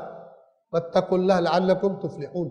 یہ ایک غلط رسم تھی، بیہودہ قسم کی من گھڑت مشرکین مکہ میں، کہ جب وہ حج کا احرام باندھتے تھے تو اس دوران میں اگر انہیں گھر جانا پڑتا تھا تو دروازے سے نہیں جاتے تھے، پیچھے سے دیوار میں سوراخ کر کے یا دیوار پھلانگ کر وہ گھر میں جایا کرتے تھے۔ اللہ نے کہا یہ بیہودہ بازیاں جو ہیں بند کرو، اور اصل میں اگر تم چاہتے ہو تو تقوی اختیار کرو جن کاموں سے خدا نے روکا ہے۔ اپنی من گھڑت رسموں کو بڑے تم نے رتبے دیے ہوئے ہیں اور اللہ کے احکام کو تم پامال کر دیتے ہو، یہ دین کا نام نہیں ہے۔ لہٰذا اللہ نے مسلمانوں کو کہا کہ یہ غلط حرکت اب تم نے نہیں کرنی کہ حالت احرام میں اگر گھر میں گھسنا ہو تو پیچھے سے آ رہے ہو، بلکہ اصل کیا ہے؟ اصل اللہ کا تقوی ہے۔ اس کے بعد جو آیت نمبر 190 اور اس کے بعد کی آیات ہیں، ان کا بیک گراؤنڈ ذرا سن لیجئے، اور تاکہ پھر دوبارہ بیان نہ کرنا پڑے، اگرچہ اس ایک آیت کے بعد پھر ہمیں اگلی تلاوت کرنی پڑے گی، لیکن بیک گراؤنڈ آپ سن لیجئے۔ بیک گراؤنڈ کیا ہے کہ رسول اللہ 1400 اصحاب کے ساتھ عمرے کے لیے تشریف لے گئے، ٹھیک ہے؟ مکہ والوں نے نہیں گھسنے دیا، صلح حدیبیہ ہوئی اور یہ طے پایا کہ اگلے سال رسول اللہ آئیں گے عمرے کے لیے، اور جتنے دن یہ لوگ رہیں گے مکہ کے جو قریش ہیں کافر، وہ مکہ کو خانہ کعبہ کو خالی چھوڑ دیں گے، ان کو عمرہ کرنے دیں گے۔ اب جب اگلے سال رسول اللہ نے اپنے ساتھیوں کے ساتھ آنا تھا مکہ، تو ایک یہ شکوک و شبہات پائے جا رہے تھے کہ یہ جو کافر ہیں ہو سکتا ہے اپنا عہد توڑ دیں اور وہاں پر ہم سے جنگ کریں، وہاں ہمیں عمرہ نہ کرنے دیں۔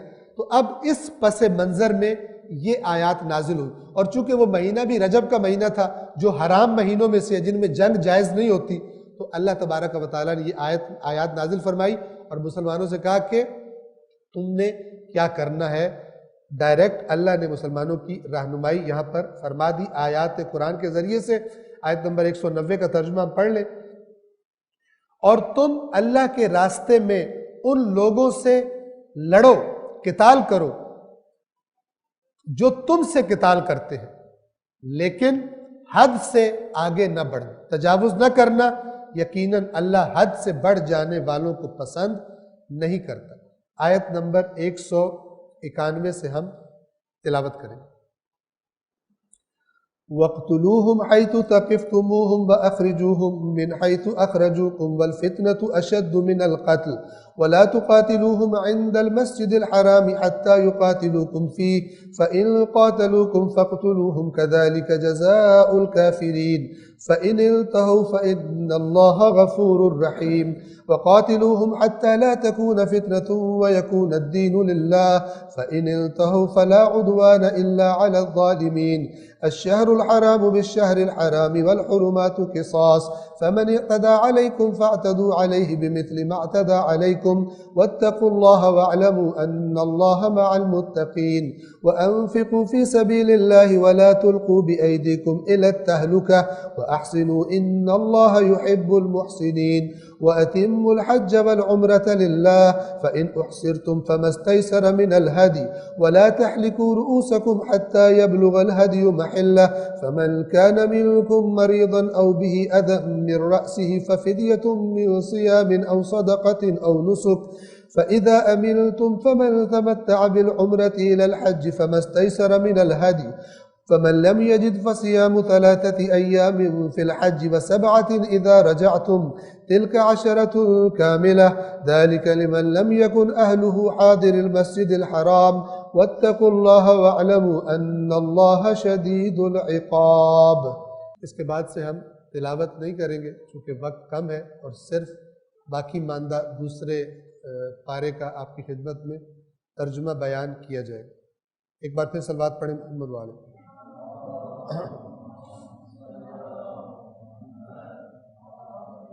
ہم نے عرض کر دیا کہ اب عمرے کے لیے جانا ہے، شکوک و شبہات کا شکار ہے. اللہ تعالیٰ کہہ رہے ہیں اگر وہ لڑے تو تم نے بھی لڑنا ہے، لیکن حد سے تجاوز تم نے نہیں کرنا. آیت نمبر 191.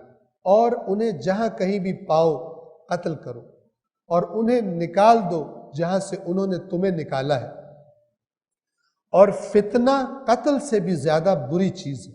ہاں مسجد الحرام کے پاس ان سے اس وقت تک نہ لڑو جب تک وہ وہاں تم سے نہ لڑے، لیکن اگر وہ تم سے لڑے تو تم ان کے ساتھ لڑو.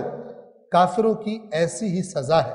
البتہ اگر وہ رک جائیں تو یقیناً اللہ بڑا معاف کرنے والا رحم کرنے والا ہے. اور تم ان سے اس وقت تک لڑو جب تک کہ فتنہ ختم ہو جائے، فتنہ باقی نہ رہے، اور دین اللہ ہی کے لیے ہو جائے. ہاں اگر وہ باز آ جائیں تو ظالموں کے سوا کسی کے ساتھ زیادتی نہ ہو.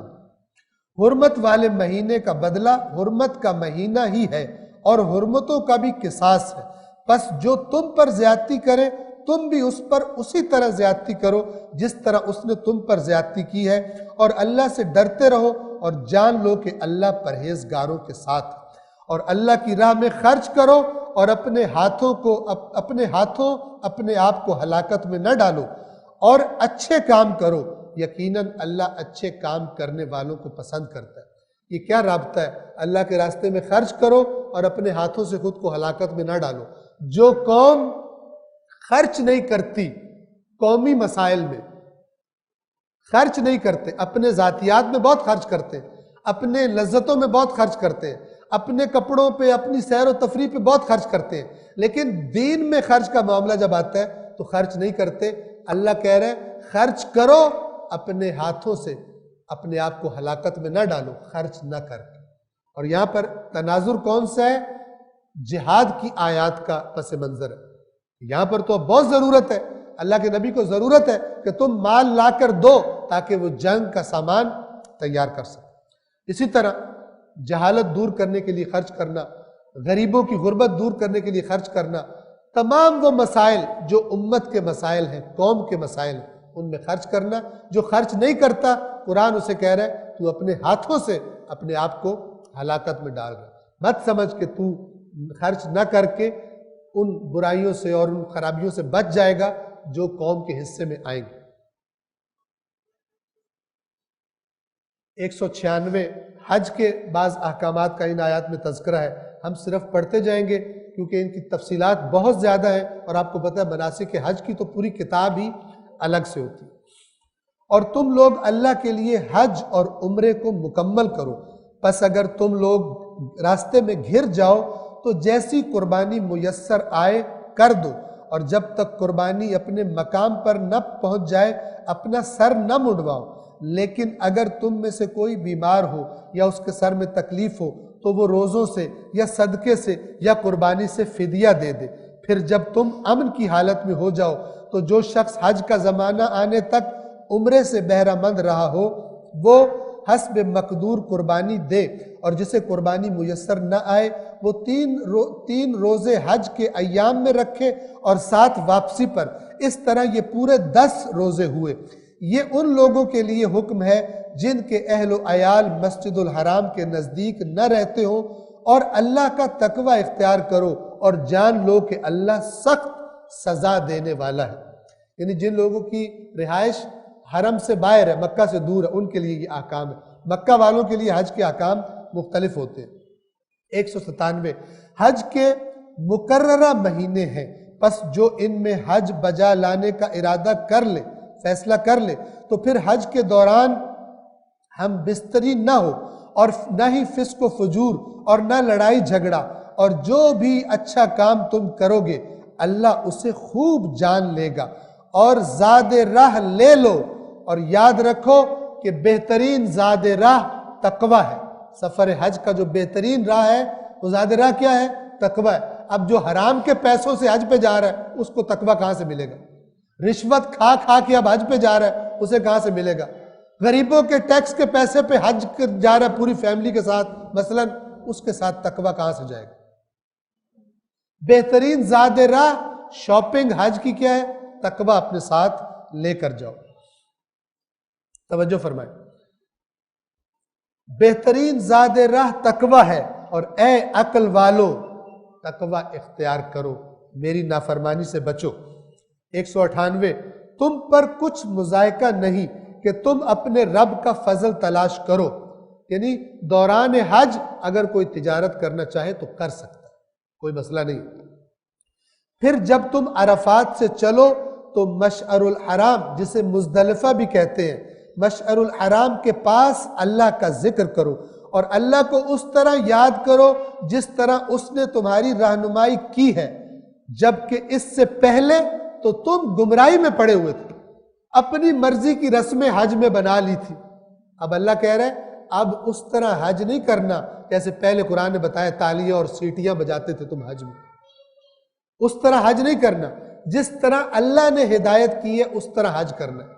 اور اسی سے یہ بات بھی میں جوڑ دوں کہ جب بھی ہم دین کے نام پر کوئی کام کرتے ہیں، کوئی خوشی مناتے ہیں یا کوئی غم مناتے ہیں، اس میں وہ حرکتیں کرنا جس کا اللہ کا دین اجازت نہیں دیتا، اللہ کے رسول نے، اہل بیت نے نہیں بتایا کہ اس طرح کرو، اس طرح جو کہتے ہیں ہمیں یوں مزہ آ رہا ہے، تو اللہ کہہ رہے ہیں اس طرح کرو جس طرح اللہ نے ہدایت کر دی ہے۔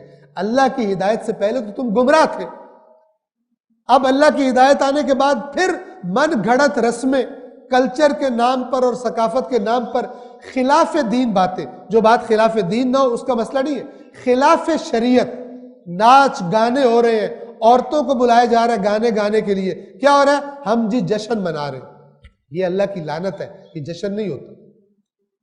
توجہ فرما رہے ہیں، قرآن کہہ رہے اب اس طرح کرنا ہے تم نے حج جس طرح اللہ نے ہدایت کر دی ہے۔ پہلے بھی یہ حج کرتے تھے، اللہ کہہ رہے تم گمراہ تھے، وہ تمہارا حج نہیں ہوتا جب تک کہ خدا کی رہنمائی کے مطابق، دین کی رہنمائی کے مطابق تم کام نہ کرو۔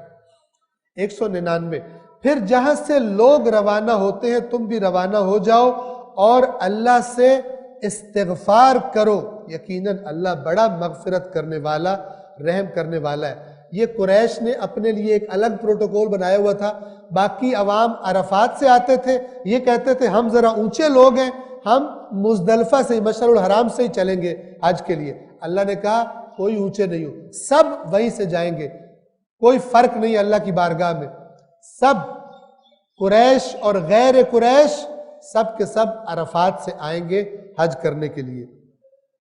اسلام برابری کا قائل ہے۔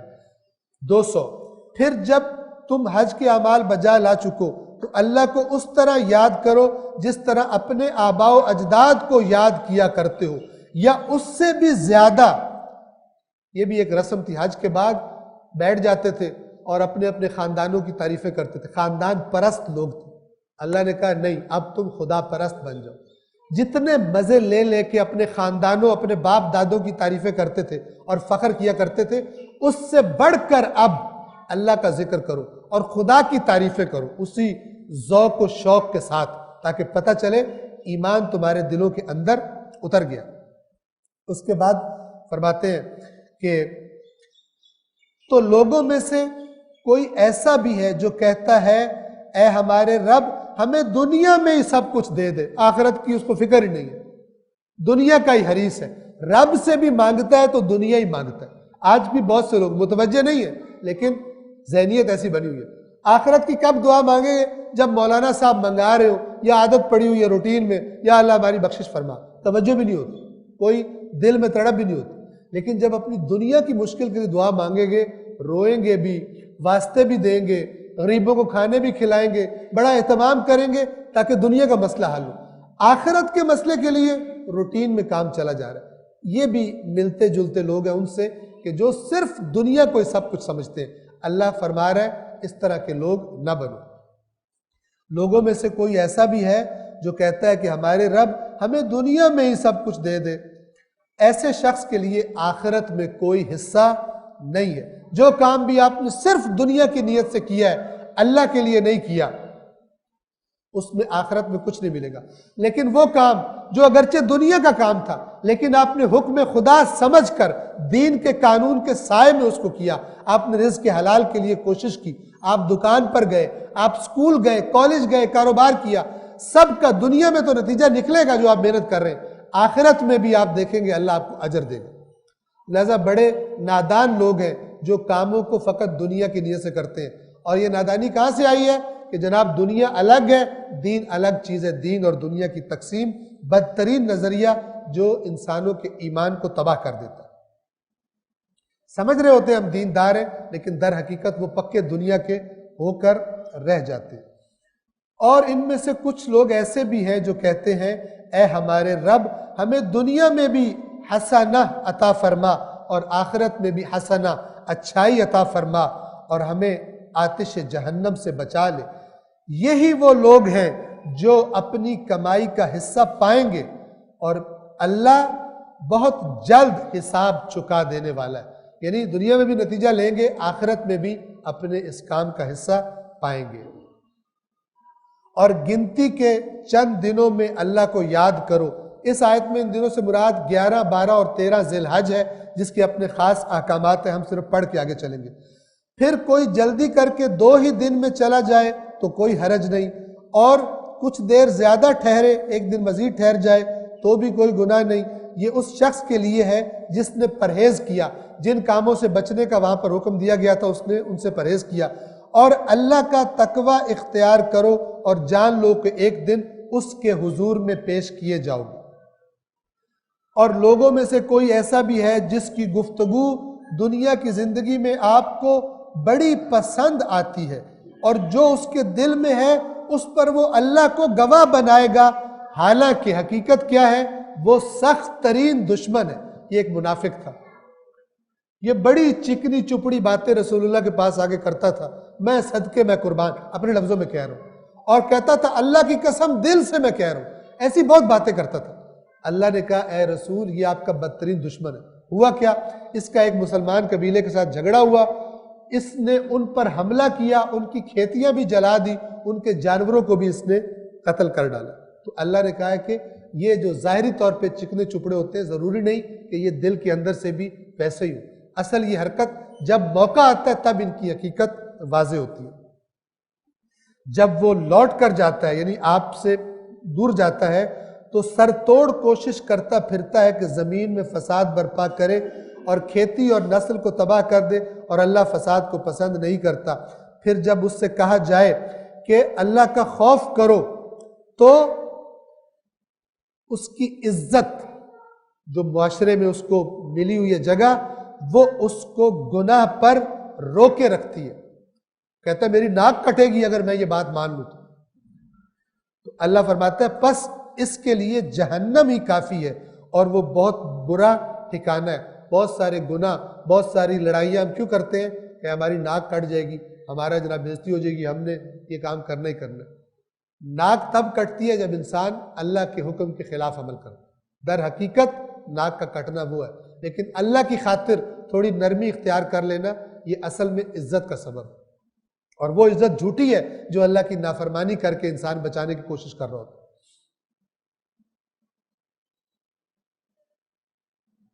بس اس کے لیے جہنم ہی کافی ہے، اور وہ بہت برا ٹھکانہ ہے۔ اور انسانوں میں سے کوئی ایسا بھی ہے جو اللہ کی رضا کو چاہتے ہوئے اپنی جان کو بیچ ڈالتا ہے، اور اللہ اپنے بندوں پر بہت مہربان ہے۔ یہ وہ معروف آیت ہے کہ شیعہ اور سنی روایات کی احادیث کے مطابق حضرت علی علیہ السلام کے بارے میں نازل ہوئی جب شب ہجرت رسول اللہ کے بستر پر، رسول اللہ سفر کے لیے چلے گئے اور حضرت علی رسول اللہ کے بستر پر رات کو ان کی جگہ پر سوئے تھے۔ اے ایمان والو، تم سب کے سب امن میں داخل ہو جاؤ، یعنی یہ جو دین اسلام امن کا پیغام ہے، حقیقت میں اس کے اندر داخل ہو جاؤ اور شیطان کے نقش قدم پر نہ چلو، یقیناً وہ تمہارا کھلا دشمن ہے۔ اس کا مطلب ہے کہ ایمان والوں کو بھی کہا جا رہا ہے کہ حقیقت میں اندر آ جاؤ، یہ اوپر جو جیسے 2 نمبری کا اوپر ذکر ہوا ایسی حرکتیں نہ کرو کہ ظاہر میں بڑے اچھے بنے ہو، میٹھے بنے ہوئے، حقیقت میں خرابیاں کرتے ہو۔ حقیقت میں اس کے اندر داخل ہو جاؤ، شیطان کے نقش قدم پہ نہ چلو، اس کے بتائے ہوئے راستے پہ نہ چلو، وہ تمہارا کھلا دشمن ہے۔ اور قرآن ایک اور جگہ پہ کہتا ہے جب وہ تمہارا دشمن ہے تم بھی اس کے ساتھ دشمن ہی بن کے رہو، تم اس کی باتیں کیوں سنتے ہو؟ 209 نمبر آیت۔ اور اگر ان واضح نشانیوں کے تمہارے پاس آ جانے کے بعد بھی تم پھسل گئے تو جان لو کہ اللہ بڑا غالب آنے والا اور بڑا حکمت والا ہے۔ کیا یہ لوگ 210 کیا یہ لوگ اس بات کے منتظر ہیں کہ خود اللہ بادلوں کے سائبان میں ان کے پاس آئے اور فرشتے بھی اتر آئیں اور فیصلہ کر دیا جائے، جبکہ سارے معاملات کو اللہ ہی کے حضور پیش ہونا ہے۔ یہ کس بات کا انتظار کر رہے ہیں کہ اللہ ان پر فوری عذاب کا فیصلہ کر دے؟ تو انتظار کرو، سارے امور اللہ ہی کی طرف پلٹائے جائیں گے۔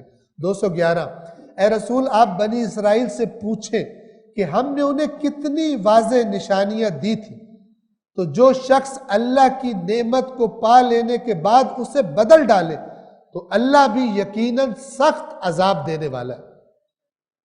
یعنی اب تمہارے پاس بھی یہ جو دین کی نعمت آئی ہے، قرآن کی نعمت آئی ہے، رسول اللہ کی نعمت آئی ہے، تم بھی وہ حرکتیں نہ کرنا جو بنی اسرائیل نے کی تھی اپنے نبی اور اپنی کتاب کے ساتھ۔ اور یہ لوگ کون کرتے ہیں؟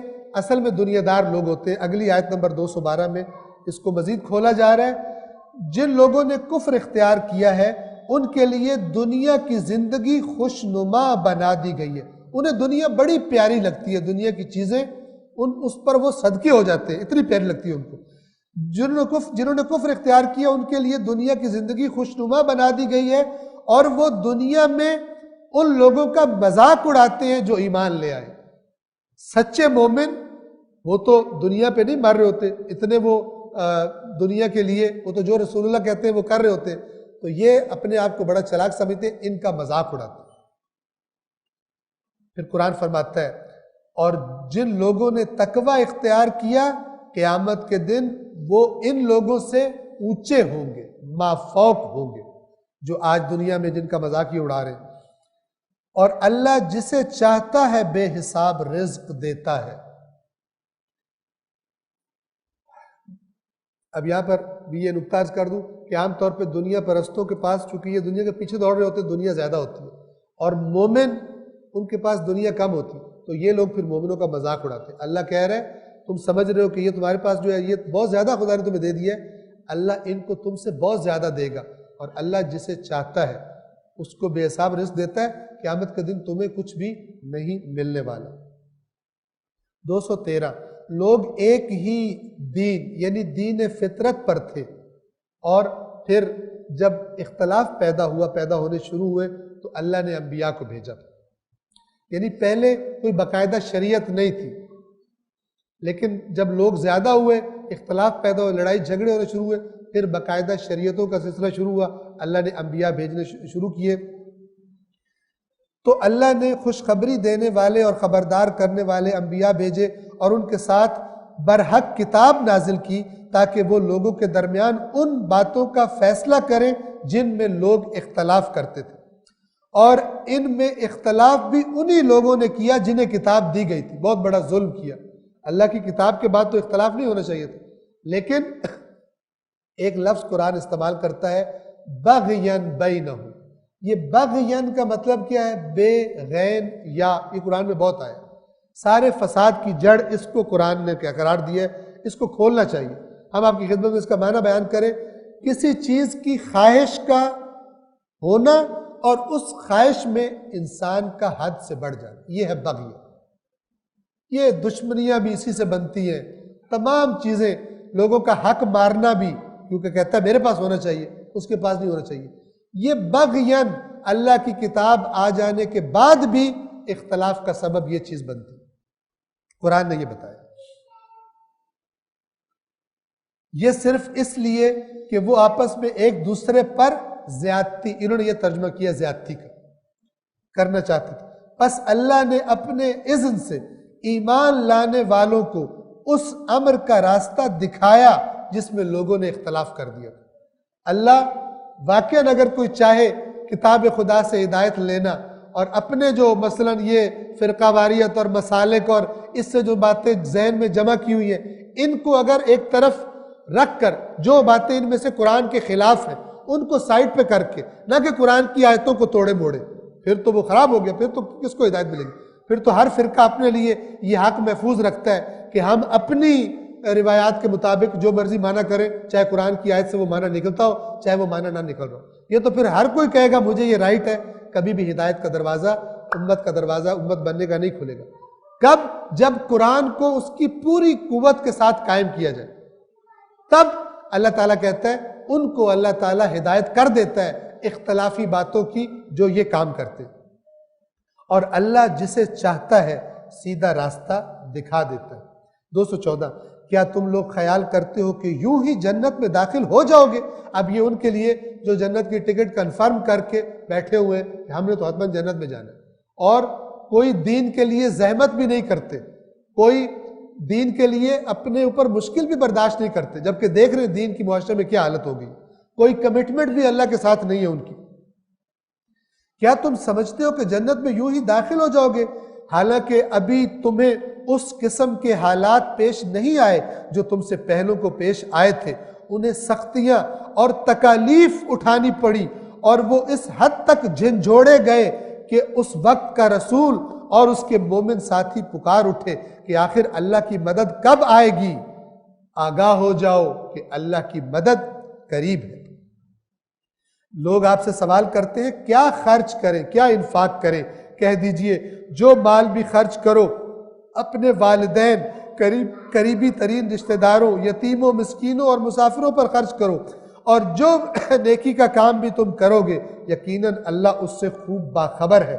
تمہیں جنگ کا حکم دیا گیا ہے جبکہ وہ تمہیں پسند نہیں ہے، اور ممکن ہے کہ ایک چیز تمہیں پسند نہ ہو مگر وہ تمہارے لیے بہتر ہو، اور ممکن ہے کہ ایک چیز تمہیں پسند ہو لیکن وہ تمہارے لیے بری ہو۔ تم اللہ بہتر جانتا ہے، تم نہیں جانتے، لہذا اگر مومن ہو تو اللہ جو کہہ رہا ہے وہ کر لو اگرچہ تمہیں ظاہری طور پر اچھا نہ لگ رہا ہو۔ لوگ آپ سے ماہ حرام میں جنگ کے بارے میں سوال کرتے ہیں، کہہ دیجئے اس میں لڑنا سنگین برائی ہے، لیکن خدا کی راہ سے روکنا، اللہ سے کفر کرنا، مسجد الحرام کا راستہ روکنا اور حرم کے باشندوں کو وہاں سے نکالنا اللہ کے نزدیک زیادہ سنگین جرم ہے صرف لڑائی کرنے سے۔ ہوا کیا تھا کہ رجب کے مہینے میں، حرام مہینے میں، رسول اللہ کے بعض ساتھیوں کا سامنا ہو گیا کچھ کفار کے ساتھ، اور انہوں نے جذبات میں آ کر انہیں قتل کر دیا۔ اب کافروں نے پروپیگنڈا کرنا شروع کر دیا کہ یہ دیکھو مسلمان حرام مہینوں کا پاس نہیں کر رہے۔ تو اب لوگوں نے جب سوال کیا تو یہ آیت نازل ہوئی کہ اللہ نے کہا کہ جرم ہے، یہ کام غلط ہے، لیکن جو لوگ تم جو مشرک جو اتنے بڑے بڑے غلط کام کر رہے ہو وہ چھپ جائیں گے اس کی وجہ سے، یہ غلطی ہے، یہ نہیں ہونی چاہیے تھی لیکن اب ہو گئی، لیکن تم جو کر رہے ہو وہ اس سے بھی زیادہ غلط کام ہے جو تم لوگوں کو مسجد الحرام نہیں جانے دیتے اور اللہ کا تم نے کفر کیا ہوا ہے، یہ اللہ کے نزدیک زیادہ سنگین جرم ہے، اور فتنہ تو خون ریزی سے بھی، قتل سے بھی بڑا گناہ ہے، اور وہ لوگ تم سے لڑتے رہیں گے، یا مسلمانوں سے کہا جا رہا ہے وہ لوگ تم سے لڑتے رہیں گے یہاں تک کہ اگر ان سے ہو سکے تو وہ تمہیں تمہارے دین سے پھیر دیں، اور تم میں سے جو اپنے دین سے پھر جائے گا اور کفر کی حالت میں مرے گا تو ایسے لوگوں کے اعمال دنیا اور آخرت دونوں میں اکارت ہو جائیں گے، حبط ہو جائیں گے، ضائع ہو جائیں گے، اور ایسے لوگ اہل جہنم ہیں، وہ ہمیشہ اس میں رہیں گے۔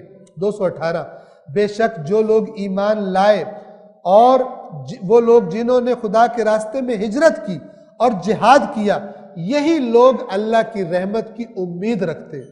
اتنا سب کچھ جو کر رہے ہیں وہ امید لگائیں اللہ کی رحمت سے، جو کچھ کر رہے نہیں ہیں اور جنت کنفرم کرا کے بیٹھے ہیں وہ امید نہ لگائیں۔ اور اللہ بڑی مغفرت کرنے والا اور رحم کرنے والا ہے۔ 219 لوگ آپ سے شراب اور جوئے کے بارے میں سوال کرتے ہیں، کہہ دیجئے کہ ان دونوں کے اندر عظیم گناہ ہے اور لوگوں کے لیے کچھ فائدے بھی ہیں، مگر ان دونوں کا گناہ ان کے فائدے سے کہیں زیادہ ہے۔ اور یہ لوگ آپ سے پوچھتے ہیں کہ کیا خرچ کریں، کہہ دیجئے جو تمہاری ضرورت سے زیادہ ہے اسے اللہ کی راہ میں خرچ کر دو۔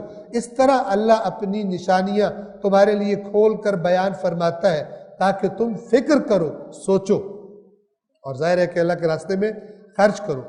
دنیا اور آخرت کے بارے میں، یعنی دونوں کے بارے میں فکر کرو کہ دنیا کا یہ مال اگر خدا کے راستے میں لگاؤ گے تو آخرت تمہیں ملے گی۔ اور یہ لوگ آپ سے یتیموں کے بارے میں سوال کرتے ہیں، کہہ دیجئے کہ ان کی اصلاح کا کام بہت اچھا ہے، اور اگر تم ان سے مل جل کر رہو تو اس میں کوئی مذائقہ نہیں، کیونکہ وہ تمہارے بھائی ہیں، اور اللہ خوب جانتا ہے کہ فساد کرنے والا کون ہے اور اصلاح کرنے والا کون ہے، یتیموں کے مال میں گڑبڑ کرنے والا کون ہے اور اصلاح کرنے والا۔ لہذا تم ان کے ساتھ مل کے رہو، اگر تم اچھے ہو ان کے لیے تو تم پر کوئی مذائقہ نہیں، اور اگر اللہ چاہتا تو تمہیں تکلیف میں ڈال دیتا، یقیناً اللہ بڑا غالب آنے والا، حکمت والا ہے۔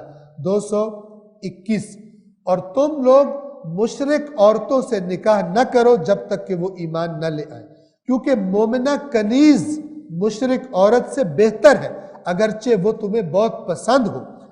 اسی طرح مشرک مومنہ عورتوں کو مشرک مردوں کے نکاح میں نہ دینا جب تک وہ ایمان نہ لے آئیں، کیونکہ ایک مومن غلام مشرک مرد سے بہتر ہے، خواہ وہ مشرک تمہیں بہت پسند ہو، کیونکہ وہ جہنم کی طرف بلاتے ہیں اور اللہ اپنے حکم سے جنت اور مغفرت کی طرف بلاتا ہے، اور اپنی آیات لوگوں کے لیے کھول کر بیان کرتا ہے شاید کہ وہ نصیحت حاصل کریں۔ 222 اور آپ سے حیض کے بارے میں سوال کرتے ہیں۔ حیض وہ خاص وہ خون ہے کہ جو مخصوص ایام میں عورتوں کو آتا ہے، کہہ دیجئے یہ ایک بری چیز ہے، ایک ناپسندیدہ چیز ہے، پس حیض کے دنوں میں عورتوں سے کنارہ کشی اختیار کرو، جب تک کہ وہ پاک نہ ہو جائیں ان کے قریب نہ جاؤ، پس جب وہ پاک ہو جائیں تو ان کے پاس اس طرح جاؤ جس طرح اللہ نے تمہیں حکم دے رکھا ہے، بے شک اللہ توبہ کرنے والوں کو پسند کرتا ہے اور پاک صاف رہنے والوں کو اللہ پسند کرتا ہے۔ 223 تمہاری عورتیں تمہاری کھیتیاں ہیں، پس اپنی کھیتیوں میں جس طرح سے چاہو جا سکتے ہو، نیز اپنے لیے نیک اعمال آگے بھیجو۔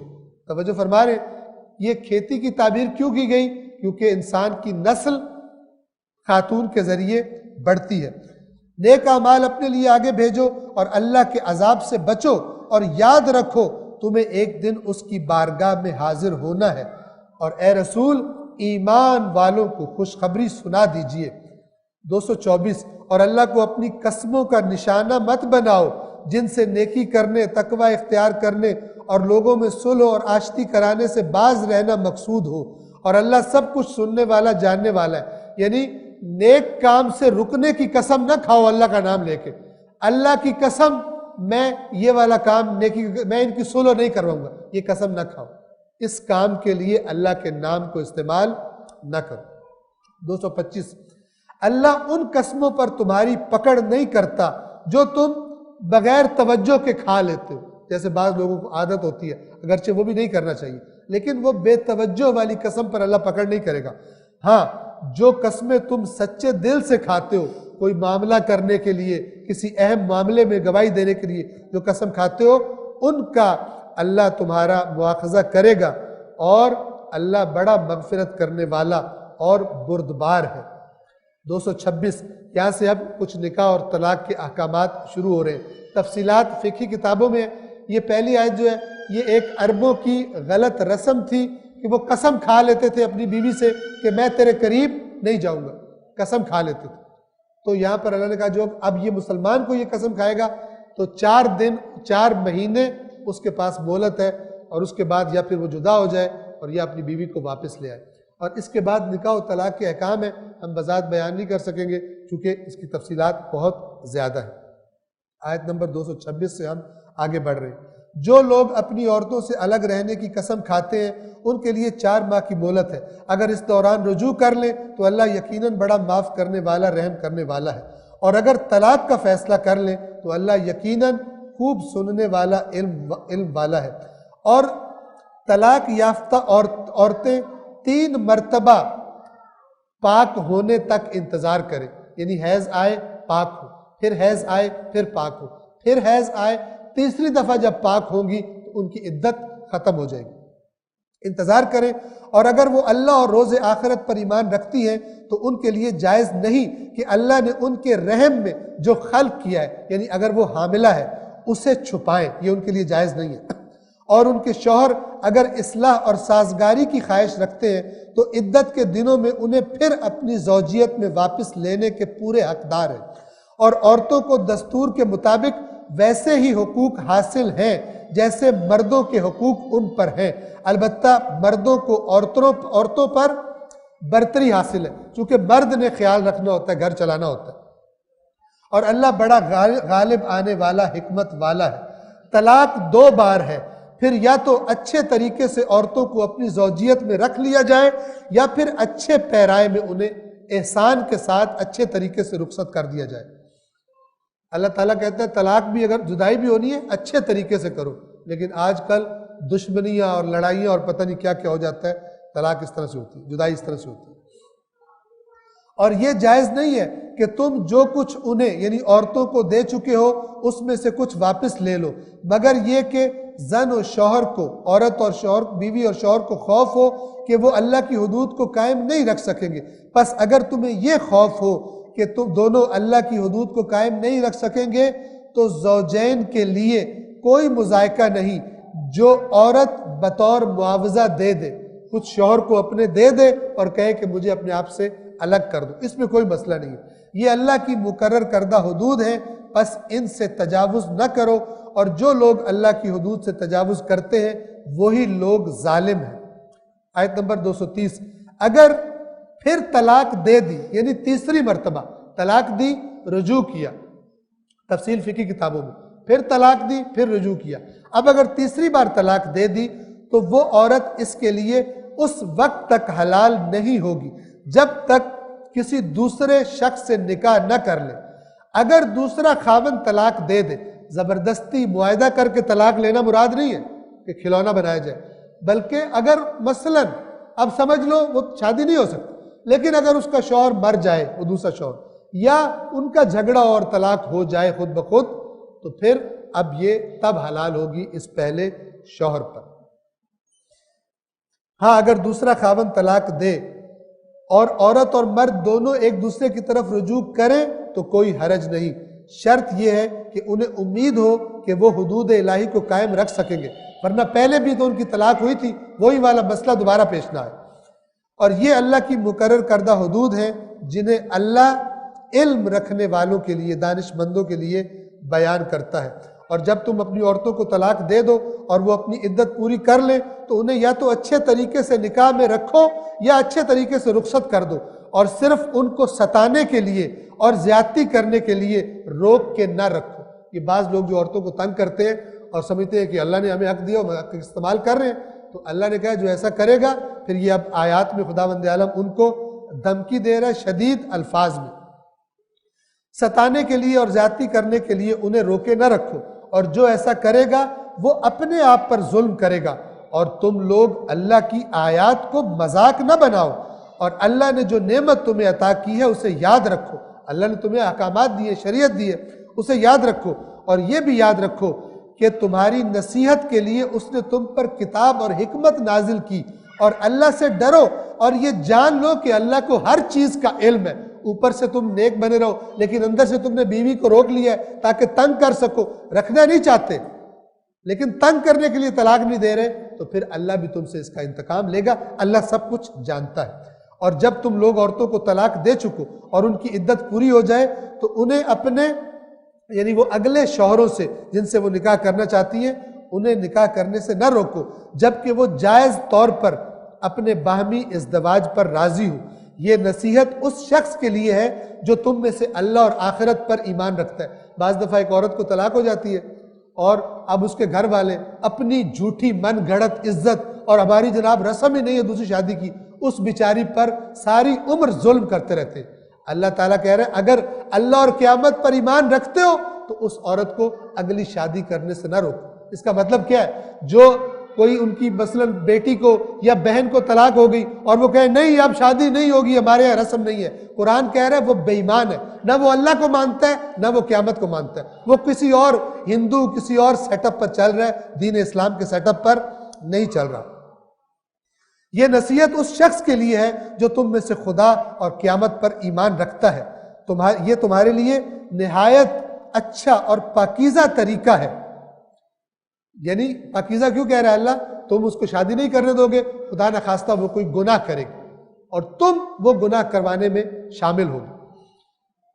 اللہ جانتا ہے اور تم نہیں جانتے، لیکن یعنی تم اللہ سے زیادہ سمجھدار نہیں بنو کہ جناب ہمیں پتہ ہے، ہمارے بزرگ بہت سمجھدار تھے، انہوں نے کچھ سوچ کے یہ رسم بنائی تھی کہ دوسری دفعہ شادی نہیں کرنی لڑکی کی۔ اللہ تعالیٰ کہہ رہے ہیں تم جاہل ہو، اللہ عالم ہے، اللہ جانتا ہے تم نہیں جانتے۔ ان بےہودہ رسموں کی وجہ سے عورتوں کو خراب مت کرو۔ 233 اور مائیں اپنے بچوں کو پورے 2 سال دودھ پلائیں، یہ ان لوگوں کے لیے ہے جو پوری مدت دودھ پلوانا چاہتے ہیں، اور بچے والے کے ذمے دودھ پلانے والی ماؤں کا روٹی کپڑا معمول کے مطابق ہوگا، یعنی جس کا بیٹا بچہ ہے وہی دودھ پلانے والی کو خرچ دے گا۔ کسی پر اس کی گنجائش سے زیادہ بوجھ نہیں ڈالا جاتا، بچے کی وجہ سے نہ ماں کو تکلیف میں ڈالا جائے اور نہ باپ کو اس بچے کی وجہ سے کوئی نقصان پہنچایا جائے، اور اسی طرح کی ذمہ داری وارث پر بھی ہے۔ پھر اگر دونوں طرف باہمی رضامندی اور مشورے سے بچے کا دودھ چھڑوانا چاہتے ہیں تو اس میں ان پر کوئی مذائقہ نہیں۔